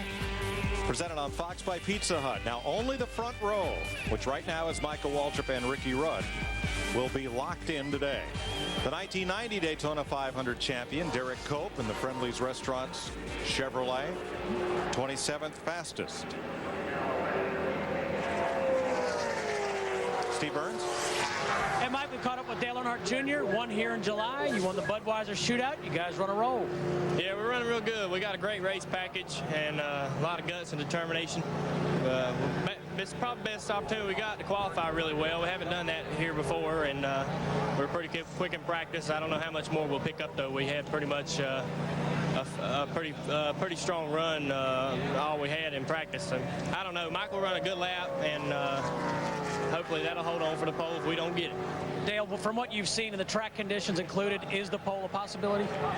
Yeah, I mean, you get the right wind and you tape your car off just right where you don't run too hot or whatever. I mean, everything's just got to roll into your favor, and hopefully we make the right decisions. But like I said, we never qualified that great here in the past, and you got the 125 to work yourself up toward the front. So it's not a big concern. If you don't get the pole or the outside pole, really, there's no big loss. But Michael will run a good lap, and hopefully Steve will get a good lap, and we'll get a good lap too. Just not enough front row for all of us. Good luck. Thank you. The Target Dodge, last year driven by Jimmy Spencer, this year Casey Mears, after one season in the Busch Series, driving for Wayne Jessel, comes on board Chip Ganassi's team to take over the 41. I believe he'll surprise a lot of folks. I think he's a very talented driver. I hear good things from the guys about him. Smart kid, good feedback on what the car needs and what it's doing. A lot of racing heritage. His uncle Rick, four-time winner of the Indy 500. His dad Roger, great off-roader. New crew chief for him, Jimmy Elledge, who actually won the Talladega race a couple of years ago with Bobby Hamilton.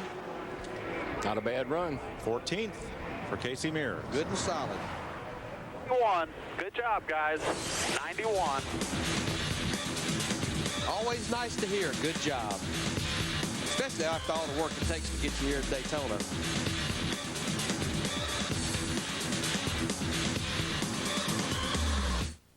Two and a half mile, and the dogs run that one right outside of the front straightaway. That's a short track. Yes, it is. Don't ever bet on a heavy dog. Rookie of the Year Ryan Newman coming out to qualify. And on the speedway, former crew chief for Dale Earnhardt in Winston Cup racing, Kurt Shelmerdine, trying to make his first Daytona start, driving for ageless, 78 years is ageless, Junie Donlevy out of Richmond, Virginia.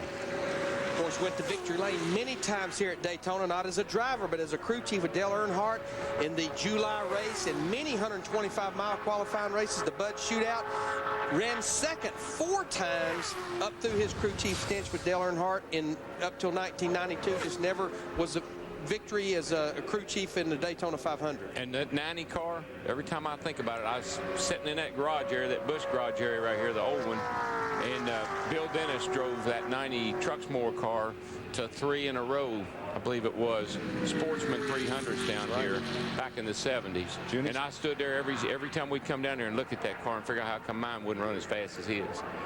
They had a really dominant package.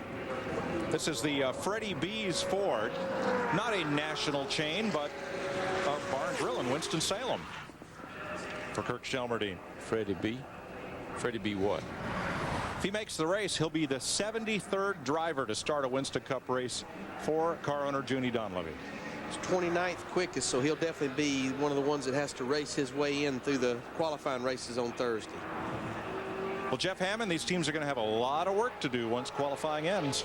That's exactly right, Mike. We keep talking about busy hands for the drivers. You look down in the garage area right now, and there's a lot of busy hands, a lot of things going on. We're looking at Jeff Gordon's crew right there working. Well, we're over here in his teammate Jimmy Johnson's garage area, and look around here. They've got rear gear here. They got transmission fluids. Hey, man, they got a complete rear end housing right here underneath this wrap, getting ready to put it in that 48 car. Truck arms, the transmission, the drive shaft. Man, there's so much stuff. I had to get extra help. I had to get Dick Bergen in here to help me out. Dick? Yeah, Hammond took care of the back end of the car. Here's the front end of the car. They've got the tools all laid out to do all the work they're going to do, and one of the first things they'll do is they'll pull a water tank like this one out from behind the radiator. This is from the M&M's car. They have to run a big water tank because in the race you got to run the same radiator you qualify with. You know, they tape the whole front end off, so you got to carry extra water for your time trial. They're going to change the power steering pump. This is the power steering pump that'll go into the race car. Here's the fan. Going to put a new fan in. Going to change a bunch of the plumbing in this thing.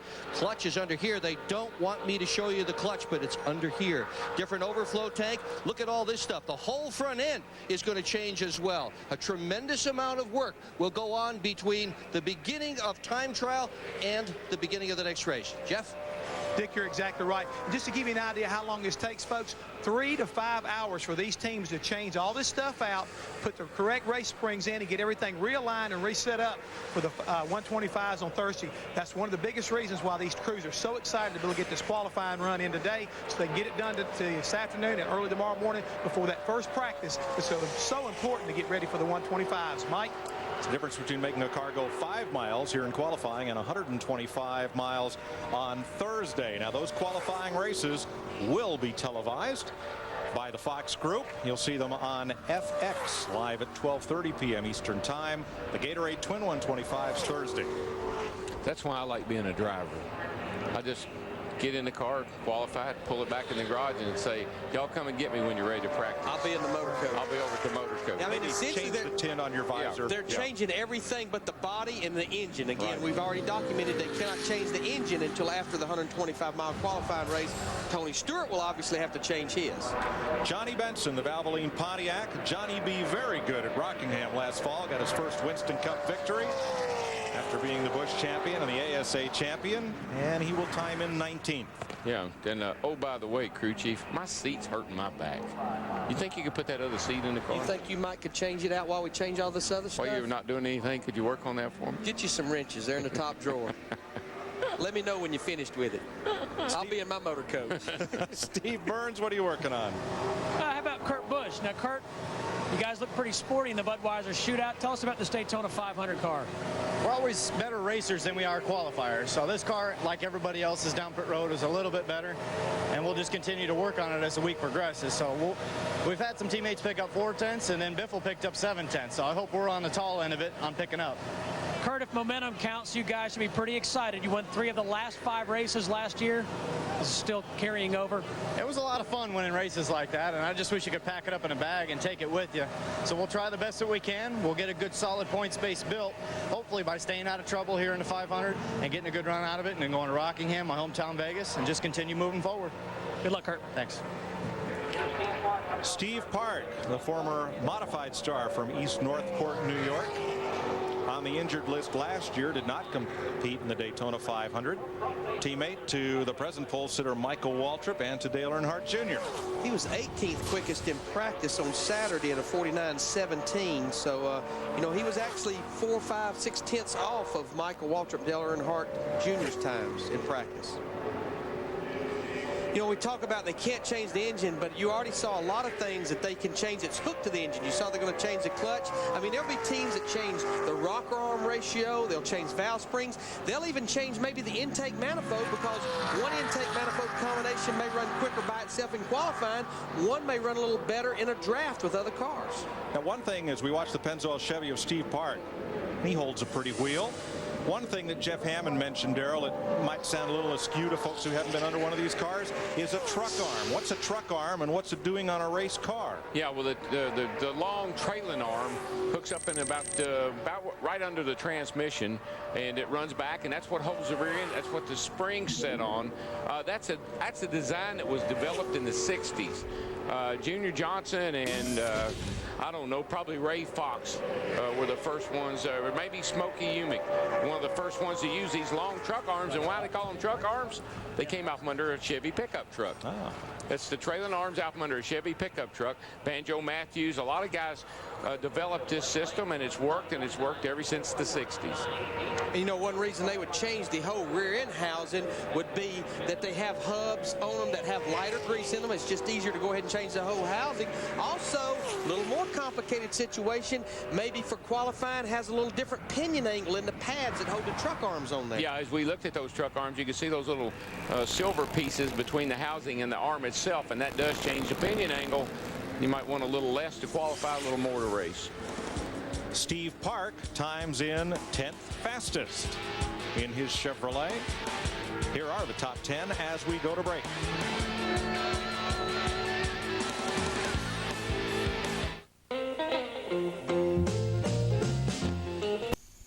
By Budweiser.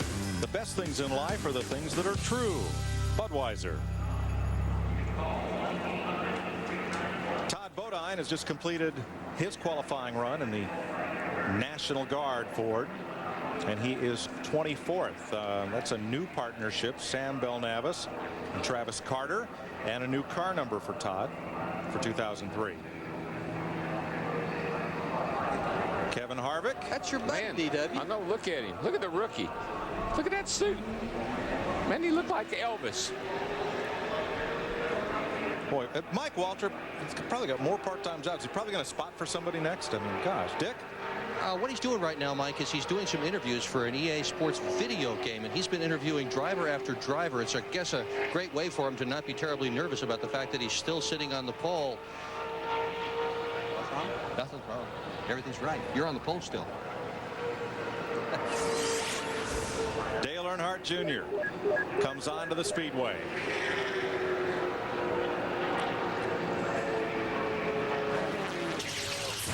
Tough day at Daytona last year for Dale Earnhardt Jr. Cut down 2 tires, got caught up in the big wreck, and finished 29th. At Bristol, a battle on track and after the race with Robbie Gordon. Victory at Talladega, continuing dominance in restrictor plate races. A scary crash with Kevin Harvick at Fontana. And a bad streak of finishes, including 35th at Charlotte. But at Talladega, his 3rd straight victory there, and the Winston Noble $5 million. An up and down season last year for a driver many thought would contend for the Winston Cup championship. Maybe this year. Yeah, well, he's just got to get consistent. He and Michael both. They got to, they got Daytona and Talladega figured out. No question about that. If they could start running at Rockingham, Vegas, and these other racetracks like they do here, look out. But I'm going to tell you what, he's on track right here on his first lap to run down around a 49.0, which would be a pretty good first lap. And again, look in there, nice and smooth. 49 flat would be the 16th fastest lap of the day. Whoa, 48.94 on lap 1. That's a big lap. This could go into the 30s or 40s. Look at that. The arrow went straight to the left before he even got close to turn 1 and 2. Yeah, this is a big lap. And of course, he was 3rd quickest in the practice the other day, 48.71, which was about a half of a tenth slower than his teammate Michael Waltrip. But right now, that thing is solid. As you can see, she's staying on the pole, not even thinking about moving. And right here, you're showing that he's almost 2 tenths quicker than Michael right there at the end of the backstretch. He gets off turn 4 here without any glitches. Doing all DEI front row. It has a little bit of opening in that front end right there. He and Michael both did. I think that's key element. Balance. Keeps that engine from running so hot that it hurts the power. Pole for Dale Earnhardt Jr. Wow. Man, oh, man. 48.28. Oh, boy. And the grandstand roars its approval. Look at Michael. He said, how'd he do that? But you know what, Darrell? I've been a part of being beat that bad, and that don't hurt your feelings there. It's like, so be it. If you don't beat me good. Yeah, no, that's very 186 mile an hour is impressive. Dick Berggren. Well, you had it for a long time, my friend. Wow, I mean, if I had run a 3.9, I'd been walking around here like I had something, and I knew my time wasn't fast enough that it couldn't be beat. But I never would have dreamed Junior could go that fast. That's a great lap. I'm real proud of his team, my team, the whole DEI organization. They've just done a great job. Dale Jr. just said, Mikey, move down the bench. You did a good job, Michael. They're about 24 100ths apart, Dale Earnhardt Jr. and Michael Waltrip. Tony Stewart's week is off to an awful start. Jeff Hammond, what happened? Well, Greg Zipadelli, I think everybody back in TV land would like to know what happened to the 20 car. Looks like this Home Depot Chevrolet broke a valve on a get-up-to-go lap. It's a shame. We had a really good car in practice. We really felt like we were, you know, a top 5 car for sure. I guess we'll never know now.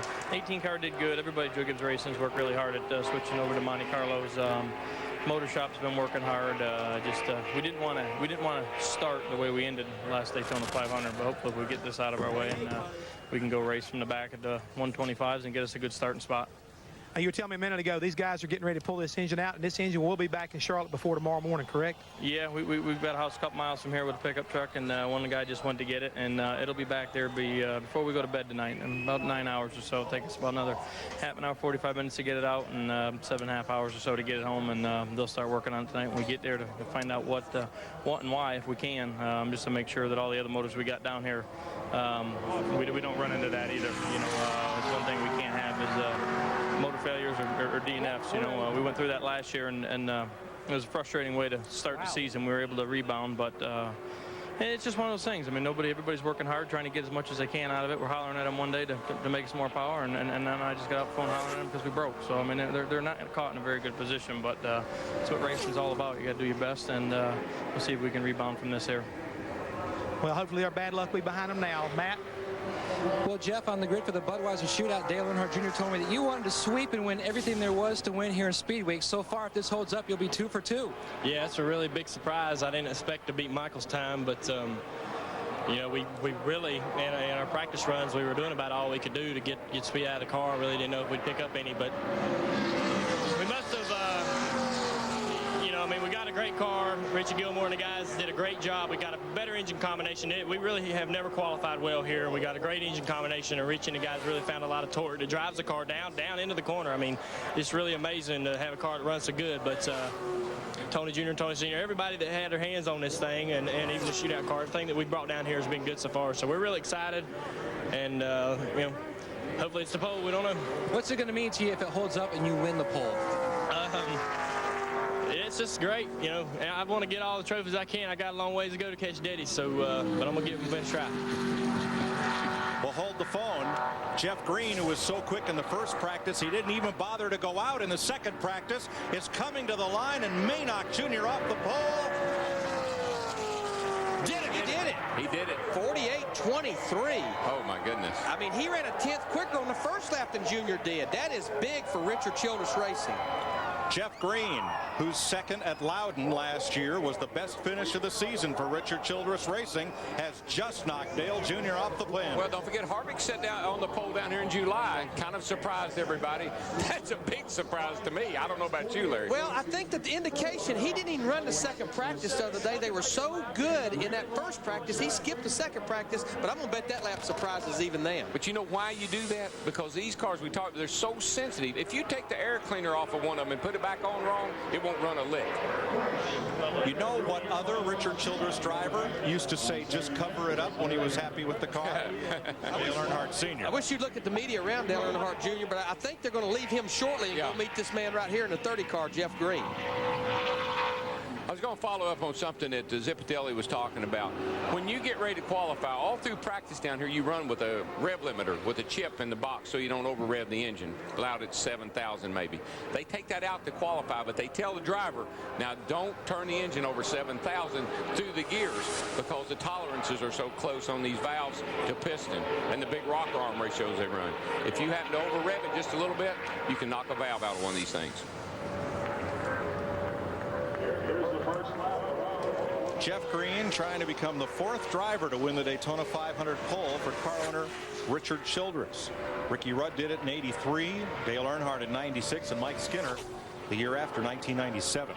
Kurt Busch is on the speedway in the Rubbermaid Ford. Here's Steve.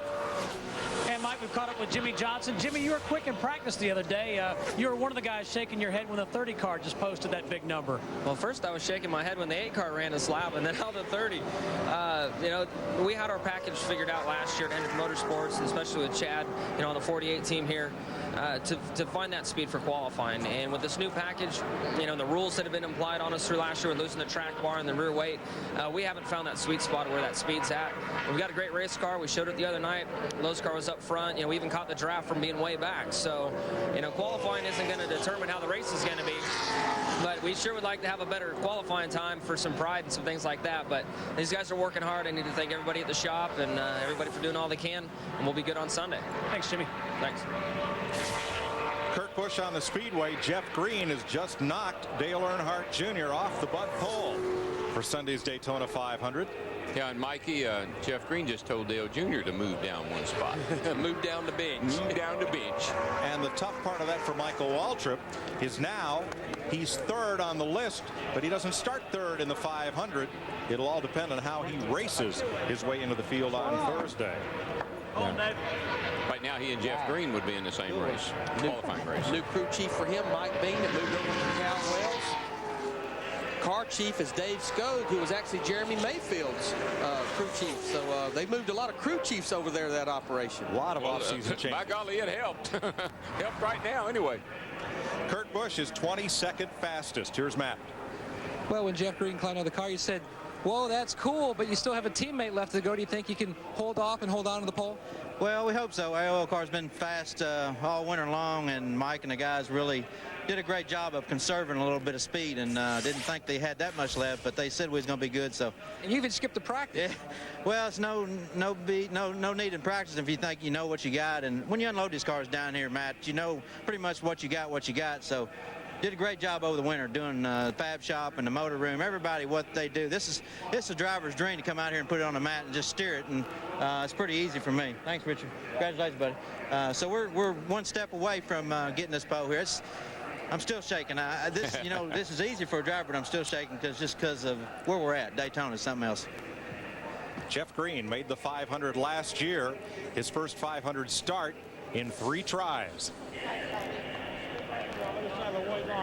And right now he is on the pole. Dale Earnhardt Jr. His stay on the top spot was brief. The next driver to run, Jeff Green, knocked Jr. off the butt pole.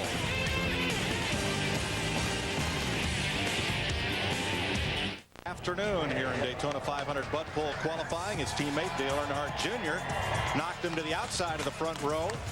And the very next car to take to the speedway, Jeff Green, is presently our pole sitter and got congratulated by Dale Jr. after his run. But there are still 11 cars to qualify. And that 88's one of them. That's right. Larry Foyt has just finished his run.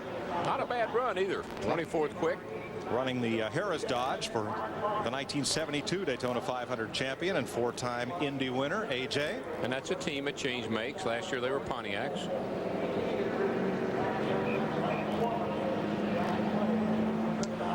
You know, I just want to remind everybody that this qualifying session, basically all that's locked in is that front row, which right now would be Jeff Green and Dale Earnhardt Jr.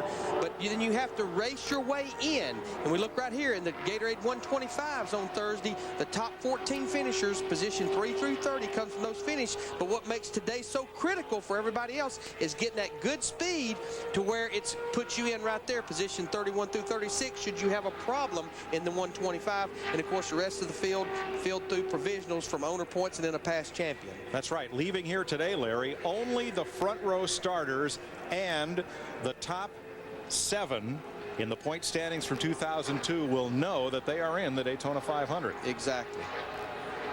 Regardless of what happens in 125 miles. Correct. Here's another guy don't count out. Now this old Bill will pull a rabbit out of his hat every now and then. Seemed like he did that about 2 years ago. 2 years ago down here he did.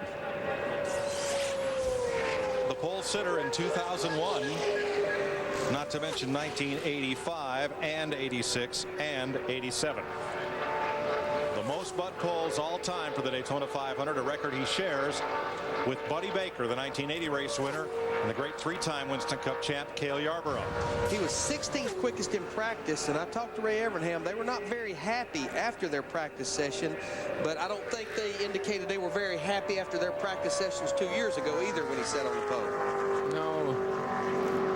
You know, if you look at Jeremy, he he's up there in 13th, and his car didn't look really all that good to me as it was coming around the racetrack. Yeah, right now it looks like his first lap's going to be somewhere around a 49.20, 49.30 possibly. And our Fox tracker, which will show you many things. It'll show you the difference between this driver and the present pole sitter. It'll show you the lap time as it runs, as Elliott jumps right up there. There's the lap time, and down here in the lower right is the present speed for Bill Elliott. It jumped up a bunch through 1 and 2. Right now he's showing 4th quickest. Now his first lap was even a little slower than I thought it was going to be, 49.44. Moves back a little bit coming down the backstretch. He's back to 6th position. Still losing a little ground as he turns off into turn 3. Gained a little bit back. Right now his time would be somewhere around in the 50s it looks, but he lost a lot of ground right there, Darrell. Some cars do. I'm not sure. There's bumpy as you exit. The tunnel's down there, and it's got to be the shock package. 9th fastest for Bill Elliott. 9th for car 9. 48.79. The track record holder at Daytona at 210.3 miles per hour back in 1987. See, some of these cars, Larry, we talk about, they say exit turn 4 there, particularly I notice it because I can see them really good there. If you pull the front end down too much with the rebound in the front shocks, that's going to pop the rear end up, and that's what I see a lot of these guys doing. Looks like they're trying to pin the nose with a lot of rebound, but that's causing the back of the car to hop as it goes through the bumps down here, and it's really hurting their speed. It's all a balancing act, as you well know, front to rear and trying to get the car to where it runs flat. And that's one thing we saw with Jeff Green's car, was that it was very stable all the way around the racetrack. Jimmy Johnson ran for Rookie of the Year in 2002 and came out of the box with a bang. Rookie Jimmy Johnson won the pole for the season opening Daytona 500, but this spin relegated him to a 15th place finish. Didn't take him long to find victory lane at his home track in Fontana, California. Johnson got his first career win. He went on to sweep both races at Dover, Delaware, and took the point lead after a top 10 finish in Kansas. A Hendrick team engine meltdown at Talladega, though, hurt his title hopes, and Johnson ended up 5th in the points and runner-up to Ryan Newman for Rookie of the Year. And we've got his crew chief, Chad Knaus, wired, who we followed through the NASCAR inspection station the other day. Well, Chad, you were 5th quickest in practice the other day, and the thing I like, at least for your advantage, would be the fact that you ran just a little bit quicker than Jeff Green did in practice. But boy, this racetrack is fast right now. Yeah, for some reason the track has really picked up. Unfortunately, I'm not overly optimistic that we're going to be able to repeat the time that we ran the other day. Right now we're hoping that we can get into the top 10, top 15. I don't know where exactly that's going to end up. That's probably going to be about a 48.90, I would assume, and I don't know if we can do that right now. Well, I'm watching Jimmy right now through 3 and 4. He's maybe about a lane down from the wall. He's not all the way against the wall, but of course this is a throwaway lap. Yeah, we'd like to run it up high to try to make the track as long as absolutely possible.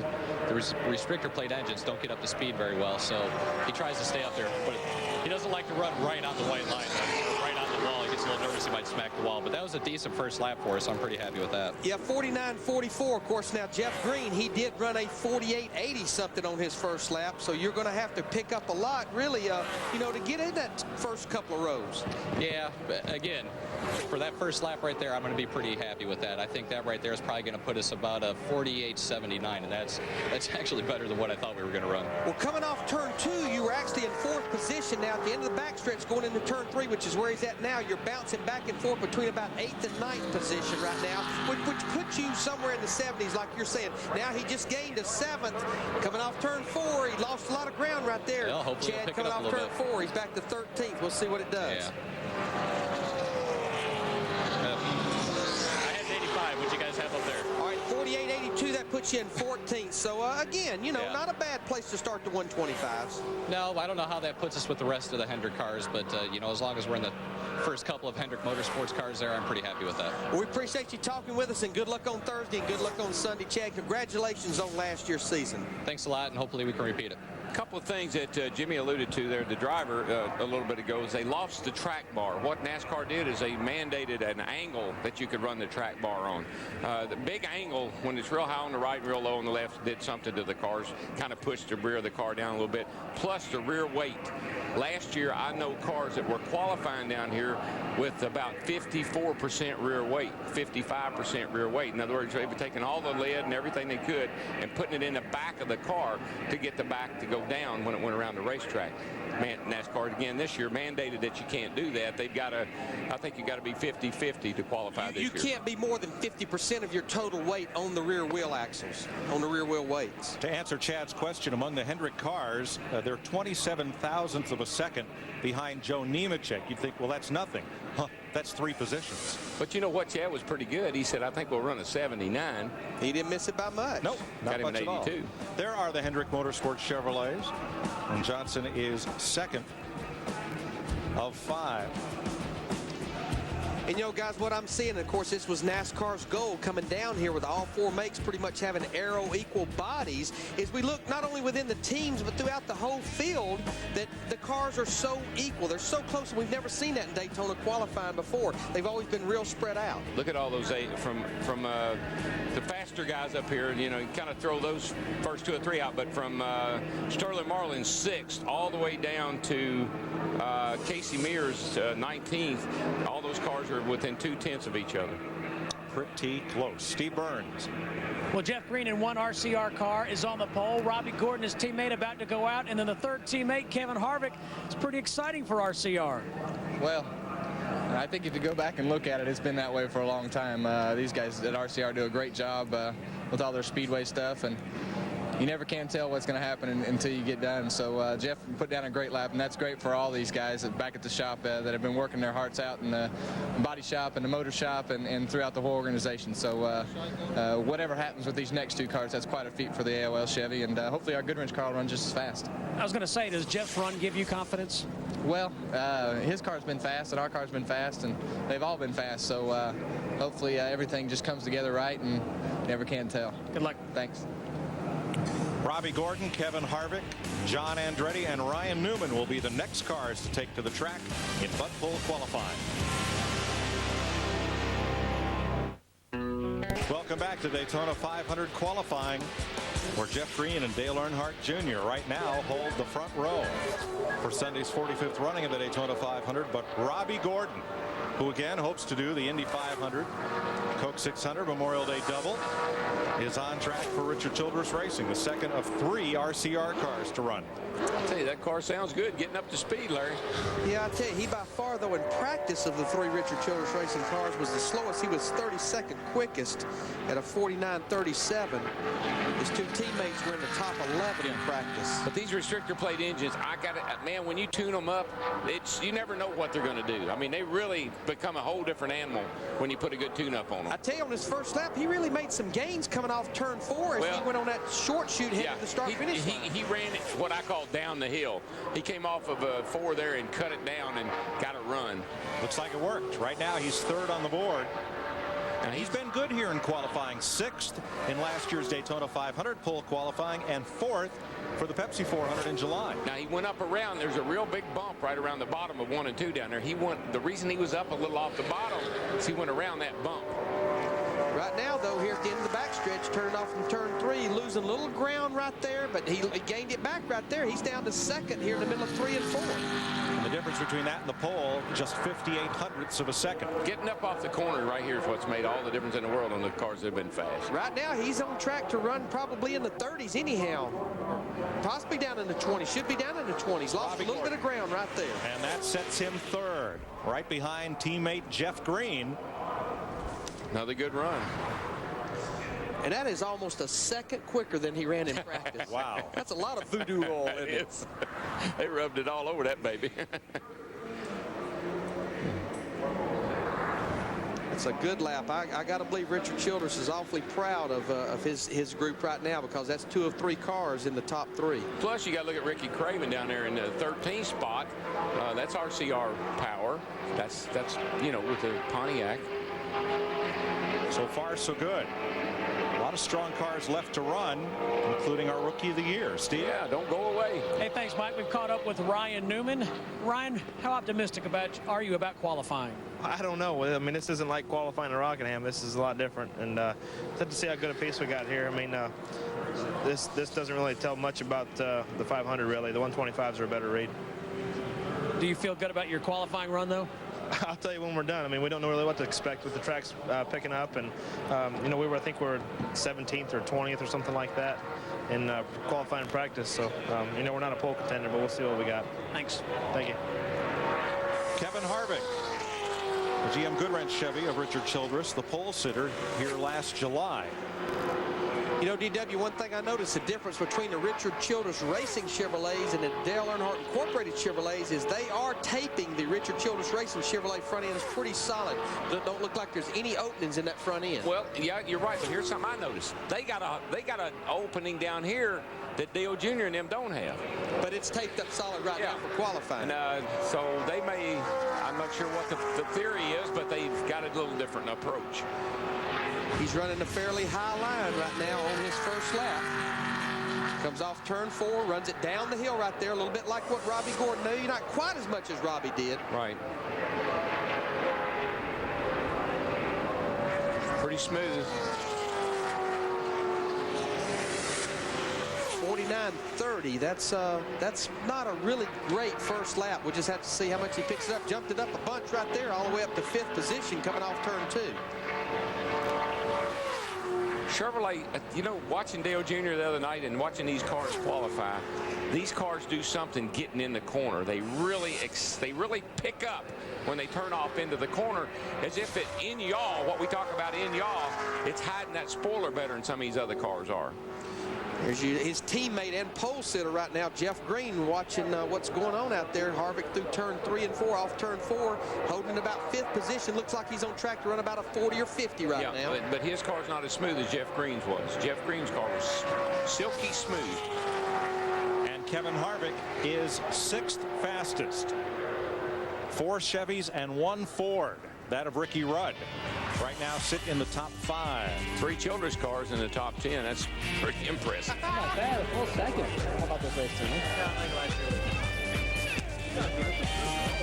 Yeah, good. RC Mike, Larry, we were just talking here when we were on break. Dale Earnhardt Sr.'s hand is all over these fast cars. I mean, you look at DEI, his company, and Richard Childress, and I just think some of the success they're having down here this weekend is just still part of what he left, you know, what he left. 5 of the fast 6 so far. John Andretti in the Petty Cheerios Dodge, times in 31st fastest. John will also race the Indy 500 as well as the entire Winston Cup schedule. He's about the only car that I can find that actually has ran slower today than he did in his practice on Saturday. Matt? Well, Mike, yesterday Kevin Harvick told me just keep an eye on all the RCR cars. They weren't great in practice, but when it's time to make the big money, the $11,000 for the possible pole, you guys come out. You picked up a full second. Yeah, you know, it's we really didn't show all of our cards yesterday. We knew we had a couple things, obviously a little tune-up under the hood that Danny Lawrence and his group do over there in the engine shop, but you know, the body shop, Adam, Kevin Hamlin, my crew chief, all the guys working on the Singular Wireless crew, and everybody at RCR has obviously done a great job over the winter, worked really hard. And one thing about Richard Childress Racing, he definitely gives us the tools to do our job. Got good cars going in the 500 here. Feel real strong about the race. 1st, 3rd, and 6th right now. And Darrell, I said it during practice, it bears repeating. This is the first time I've ever come here and have drivers repeatedly thank the body shop. Well, we got all new. This is like Larry said many times. Since 1981, this is the first time that every car here is basically brand new. Everybody had the body location issues, teams changing body styles, so there was a lot of changing that went on over the winter. Big difference from now from 1981, though. In 1981, we had about 14 templates. These guys have about 36 templates now that go over the body. I don't even know if we had 14. Larry, I only remember the long template, because all the other measurements were taken at the roof or with the little thing that used to sit down at the front bumper up to the top of the hood. Yeah, you're probably right. I don't think we had. I think we had now the long there's 36 body templates that go all over this car. And I might add, I liked it better when it was that way. Just that one template to worry about. A lot more gray area to work in. Creativity. Was Hammond creative? No, it wasn't Hammond. Don't go there. Ryan Newman, Rookie of the Year, the Penske team. Newman and Rusty Wallace switching from Ford to Dodge. Man, I love that shot. You get down in that car, you can see those eyes as he comes down that front straightaway. And they are big and they are focused. Artie Kempner, his birthday, just continue to give us great shots. Yeah. It's our Emmy Award-winning technical crew for NASCAR on Fox. And they've not had an easy speed week because all the time we've been on in the rain, most of them have been out in it. And our hats off to them.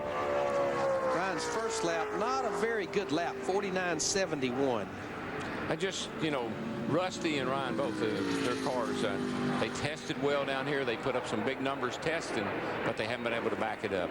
Rusty Wallace right now 26th on the speed chart. And Ryan Newman gives up a bit coming down to the tri-oval.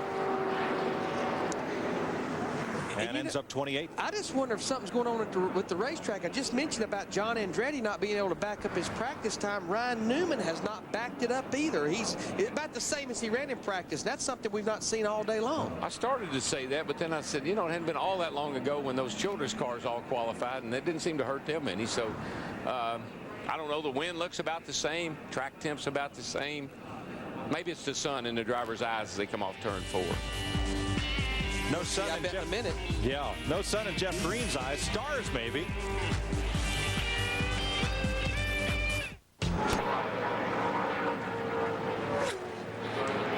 Tony Raines, former standout in the NASCAR Busch Series, driving for Bill Bumgarner, attempting to qualify for his first Daytona Winston Cup race. They've moved up from the Busch Series, this whole team intact, to run the entire Winston Cup schedule and are their sponsor searching. Yeah, Larry Carter, my old crew chief over at Travis Carter's when I was over there, is the crew chief on this car, and he's pretty optimistic. Got some great people over there.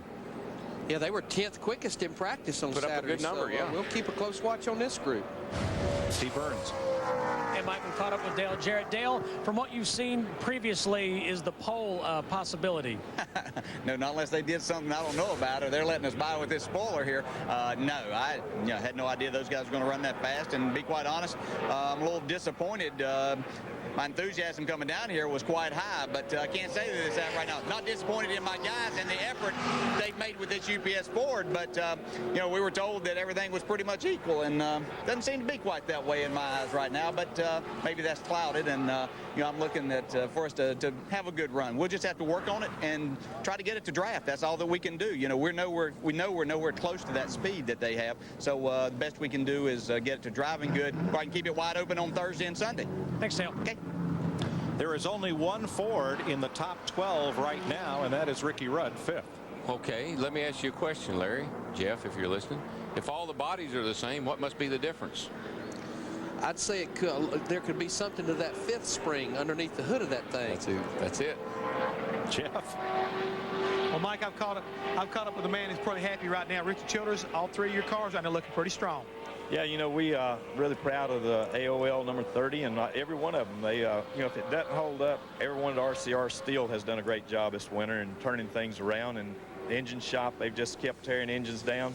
Fab shop, they just kept cutting on cars and making them better and better. So hats off to the whole organization.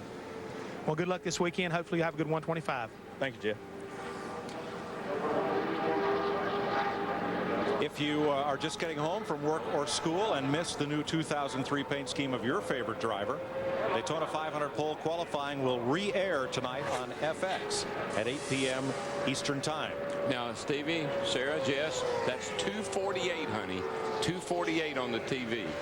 So when we've been on 6-0, been on Speed and Fox, and she calls me every day. What channel are you on today?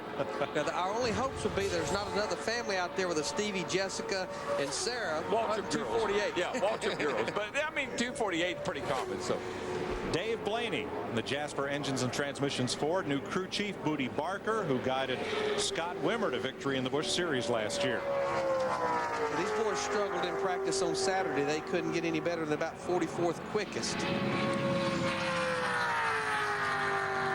He's run that high line. And I guess, Larry, you and Jeff, maybe y'all can tell me, this had Penske power. These guys were basically sharing engines with Rusty and Ryan last year. So where does that leave this team this year? They are still getting engines from the Penske. It's actually Penske Jasper engines, yeah. They've decided that they'll build Dodge engines for Penske and they'll build Ford engines for this team.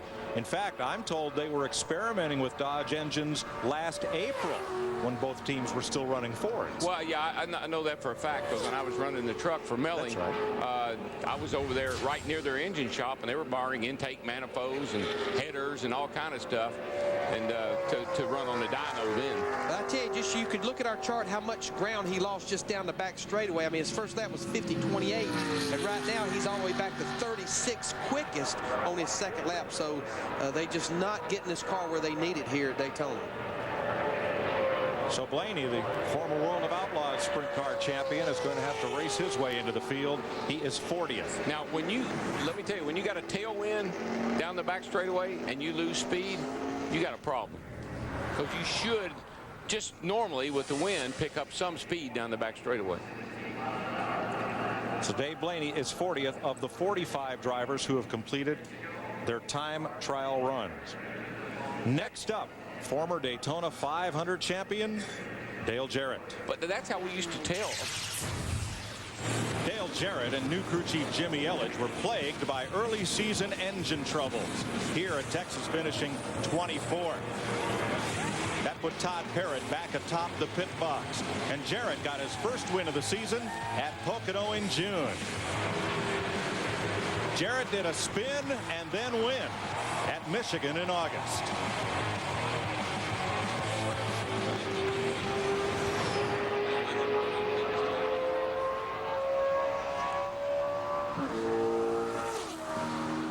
Sounds like a hot rod. Yes, it did. Going through the gearbox, getting up to speed after leaving pit road.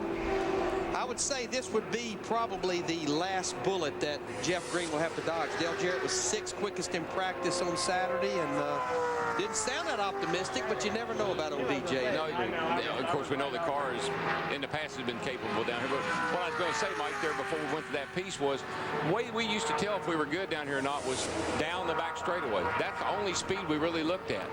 When you come off of turn 2 at the orange ball over there for the Unical, down to the orange ball into turn 3, that was our gauge.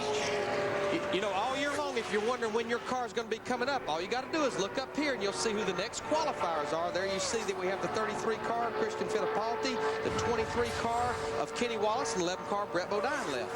Christian Fittipaldi. Yeah.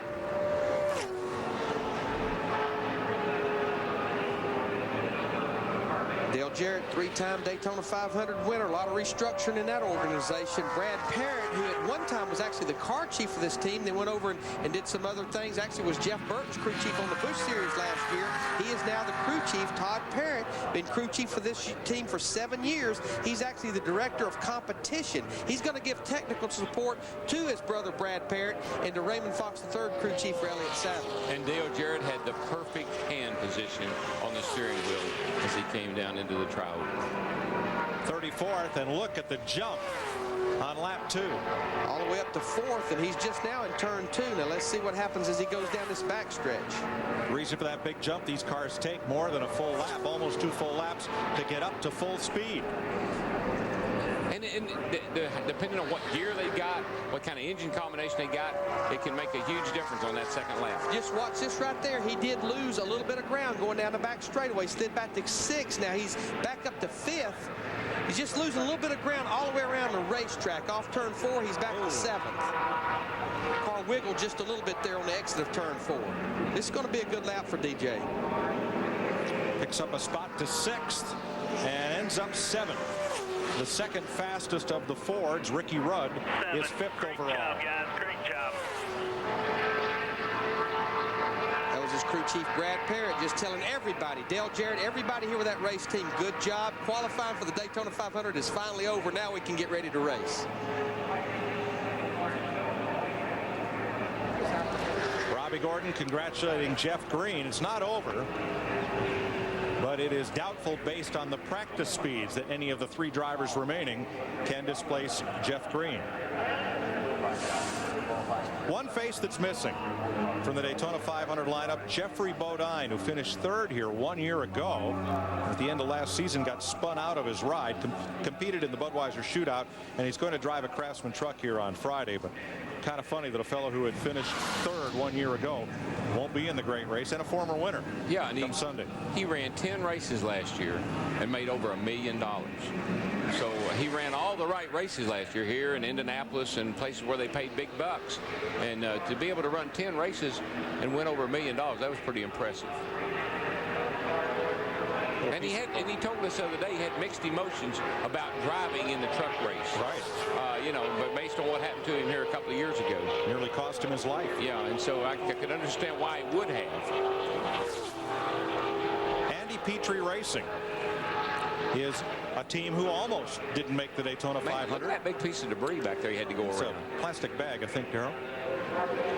I assume so. They picked up sponsorship from Monaco Motor Coaches to run here at Daytona, and Christian Fittipaldi, the nephew of the Formula One great and Indy 500 champ Emerson Fittipaldi from Brazil, behind the wheel. This is a one-race deal. I tell you, they had a good season of winter testing. There, see Jeff Green. He has to wait 3 more cars. Dale Earnhardt Jr. right now would be locked in to the 2nd place outside front row. But they were quick all during the winter testing with Christian Fittipaldi.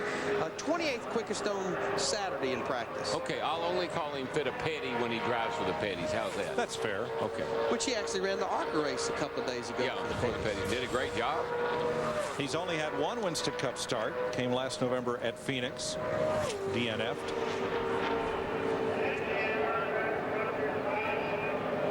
This is just his first lap. That's the reason you see him all the way back to 36th. What we continue to call the throwaway lap. Just continue to build that speed with his restrictor plate engines. All the way at the top of the racetrack. You know, I think some of the things that Andy Petrie started doing several years ago with his race car was a direction a lot of people have gone in. He was one of the first ones to come down here with the cars that would really suck down and trick kind of front springs, if you will, and really took the car guys in a different direction. Well, Andy Petrie, Dale Earnhardt Incorporated, and Richard Childress Racing collaborated on aerodynamics for several seasons, and that may be part of that. And now it seems from the time trial results that RCR and DEI have taken things a step further. He lost a lot of ground off turn 2, Darrell. It's almost like the car slid on him right there on the exit of turn 2. And that hurts you all the way down the back straightaway because it scrubs speed up. Yeah, because you got the wheels turned hard left, exiting the corner over there. And if they bite or if they jump up in the air and the front end jumps, it can really take speed out of the car. That's low in that hot rod, I say that. And Christian Fittipaldi times in 24th. Yeah, it's not too bad for him. Which, if it holds up, would put him 12th in the second 125-mile qualifying race. And he had the ARCA race the other day to get some, race experience. Did a good job. He got hung 3 wide many a time, in the middle a couple of times, and I'm sure he learned a lot from that. That smile's growing on Jeff Green's face. 2 cars left to run. Good to go. And the first of those is Kenny Wallace, the youngest of the 3 racing brothers from St. Louis, driving for Bill Davis Racing and Stacker 2 Dodge. He was pretty quick in practice the other day. He was 13th quickest, so if he can just back up what he practiced based on what everybody's picking up from what they practice, he should be in good shape here. He qualified 15th here last July, his best start at Daytona.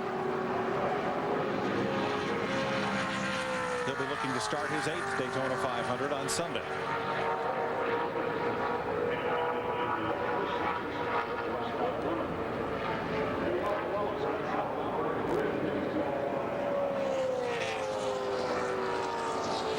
Takes the green flag. We'll probably see Kenny run that high line on his first lap.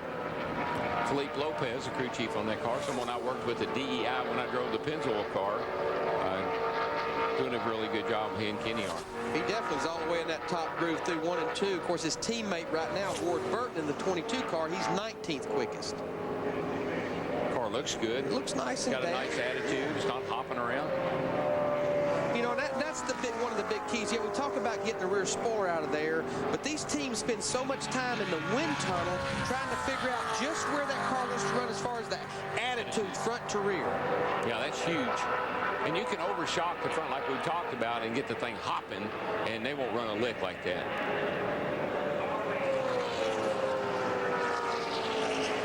First lap for Kenny, 49.73. Not a very good first lap at all. But he jumped up right there. He's up to about 10th or 11th, but he's losing ground all the way through turn 1 and 2 on the exit of 2, losing a lot of ground through the corner. That just means the car is too tight. It's pushing the front tires, sliding the front tires. He's having to turn more and more input into the steering wheel, and it's just choking that 400 horsepower motor down. Scrubbing that speed off. But I love this new Fox tracker. You can see where that car stacks up, no pun intended, all the way through his entire qualifying run. Right now he's sitting about 23rd quickest as he's over in the middle of turn 4. The advantage Kenny's going to have is on pit stops because he's got that big guy, you know, that can pick the car up. He doesn't have to use a jack. He's going to end up about, well, he's lost a lot of ground right there. So he ended up 27th quickest at a 49.04. And I'd have never believed a 49.04 would be 27th quickest. He wouldn't have either when they were down here testing. You know, come Thursday in the Gatorade Twin 125s, a lot of veterans are going to be racing their way from mid and back of the field, including some Daytona 500 winners. Jeff Gordon's going to be back there. Johnny Benson, Ryan Newman, Jimmy Spencer, John Andretti, and Terry Labonte. Deeper in the field will be Kenny Schrader, Rusty Wallace, Mike Skinner, Dave Blaney, and Jeff Burton, and 1990 winner, Derek Cope, and Tony Stewart will be starting tail end in his qualifying race. You know, if I'm one of the guys maybe that didn't get a good speed in, when I'm back there at the back, I'm kind of maybe a little bit excited because I do have people like Tony Stewart like that back there with me that maybe can help drag me up to the front. If I'm Tony Stewart, I wouldn't be too worried. As we saw in the Bud shootout, he started way back there, and he was able to work his way right up to the front. So, yeah, the thing I'm excited about, we get to watch it. Right. That's what I'm excited about, and so do you folks. Thursday, you tune in, you're going to see some of the best racing that we have down here all week. Well, and then there was one, as they would say. That'll be Brett Bodine. Right now on Thursday, 2 of Richard Childress's cars will start on the front row in the first race, and 2 Dale Earnhardt Inc. cars will start on the front row in race 2. That's bad news for the owners of those 2 teams, and it's also worse news for all the other guys in those races because those 2 cars will work together, and that's going to make it pretty difficult to get by one of them. Brett Bodine, the last owner-driver in Winston Cup racing, with a nod to Kyle Petty, who has a 2-car team. The team that Brett Bodine purchased from Junior Johnson will this year, for the first time, not compete in every Winston Cup event. Brett is going to drop back and run a partial schedule with his Hooters Ford. And that's a decision that himself and Bob Brooks, owner of Hooters, sponsors of this car, made. And I think that's a smart decision. It's like Brett said, we're going to try to be well prepared every time we go to the racetrack. Ford is leasing Kentucky Speedway every Tuesday of the year. We're going to go up there and do a lot of testing. And the next time right now that we'll see Brett will be Atlanta Motor Speedway. Now, Brett did tell me that if another sponsor comes along and wants to support this team, they would go back and run the whole schedule. But I don't think this is a bad move for Brett Bodine. No, I don't either. When you have limited resources, you need to do a limited schedule. And when you've got, like he said, if he had somebody that stepped up, Brett's team has been really impressive. When you know the ins and outs of what's going on there, very limited budget in the past. So he's done a great job for what he's had to work with. And this is a team with, I'm guessing, I don't have the exact number, right around 20 full-time employees competing against teams that may have more than 100 full-time employees. Exactly. Well, up there at Richard Childress Racing, when I left there in the year 2000, now he had 2 Busch teams along with 2 Winston Cup teams. We had 220 employees. There are, I think, 400 at Hendrick Motorsports. And they're 25 short. They need about 25 more. Brett's first lap is only 47th quickest at a 49.93. Of course, he was all the way at the top of the racetrack, down at the bottom now, and just working hard trying to get that good speed in to help him maybe, should he not be able to race his way in the 125-mile qualifying races. Uses Robert Yates engines. And Robert has really helped Brett a lot, too. I mean, to keep him going. And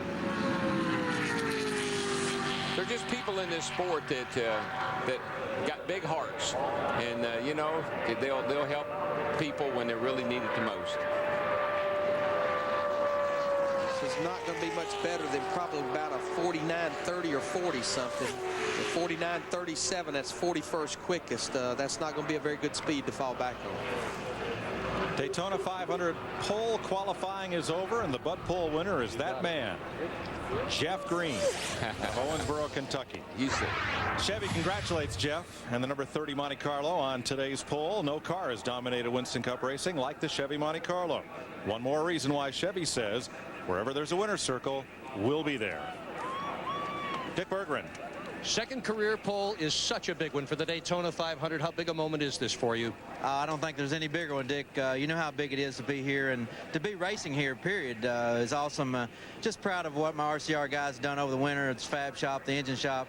Proud for AOL, what they went through last year. We didn't give them the best effort, and we tried real hard, but we just didn't give them what they needed. And for GM Card and Fig Newton, what they did, they come on board this winter, and everybody, it's just a team effort. The engine shop just made tuned her up, and Adam and all the guys at the Fab Shop, they had a great body with this new 2000 Chevrolet Monte Carlo. So looking forward to those bright things to come Thursday and Sunday, I hope. We're going to watch you race both of those days. Congratulations, Jeff Green. Pole for the Daytona 500.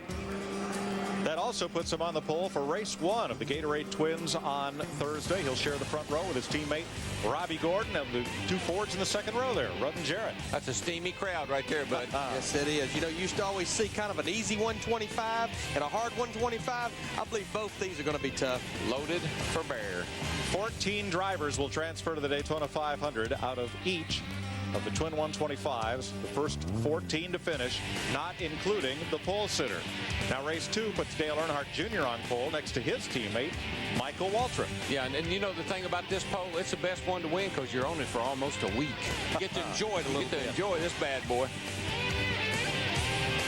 See some pretty stout names there back in the field. Kurt Busch in the 97, Ryan Newman in the 12 car, Kenny Schrader. But you always look better coming than you do going. And some of these cats are going to be coming. That looks like the tougher race right there, race number 2, but we'll see on Thursday.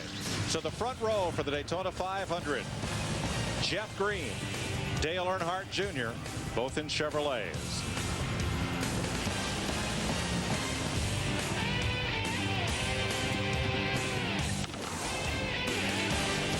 Coming up Thursday, the Gatorade Twin 125s to set the rest of the field for the 45th annual Daytona 500. And I got to tell you, they're two of my favorite races. They're fun to watch. I hate being them, or nightmare to be in, but they're fun to watch. Join us Thursday, 12:30 Eastern Time on FX as Speed Week continues from Daytona.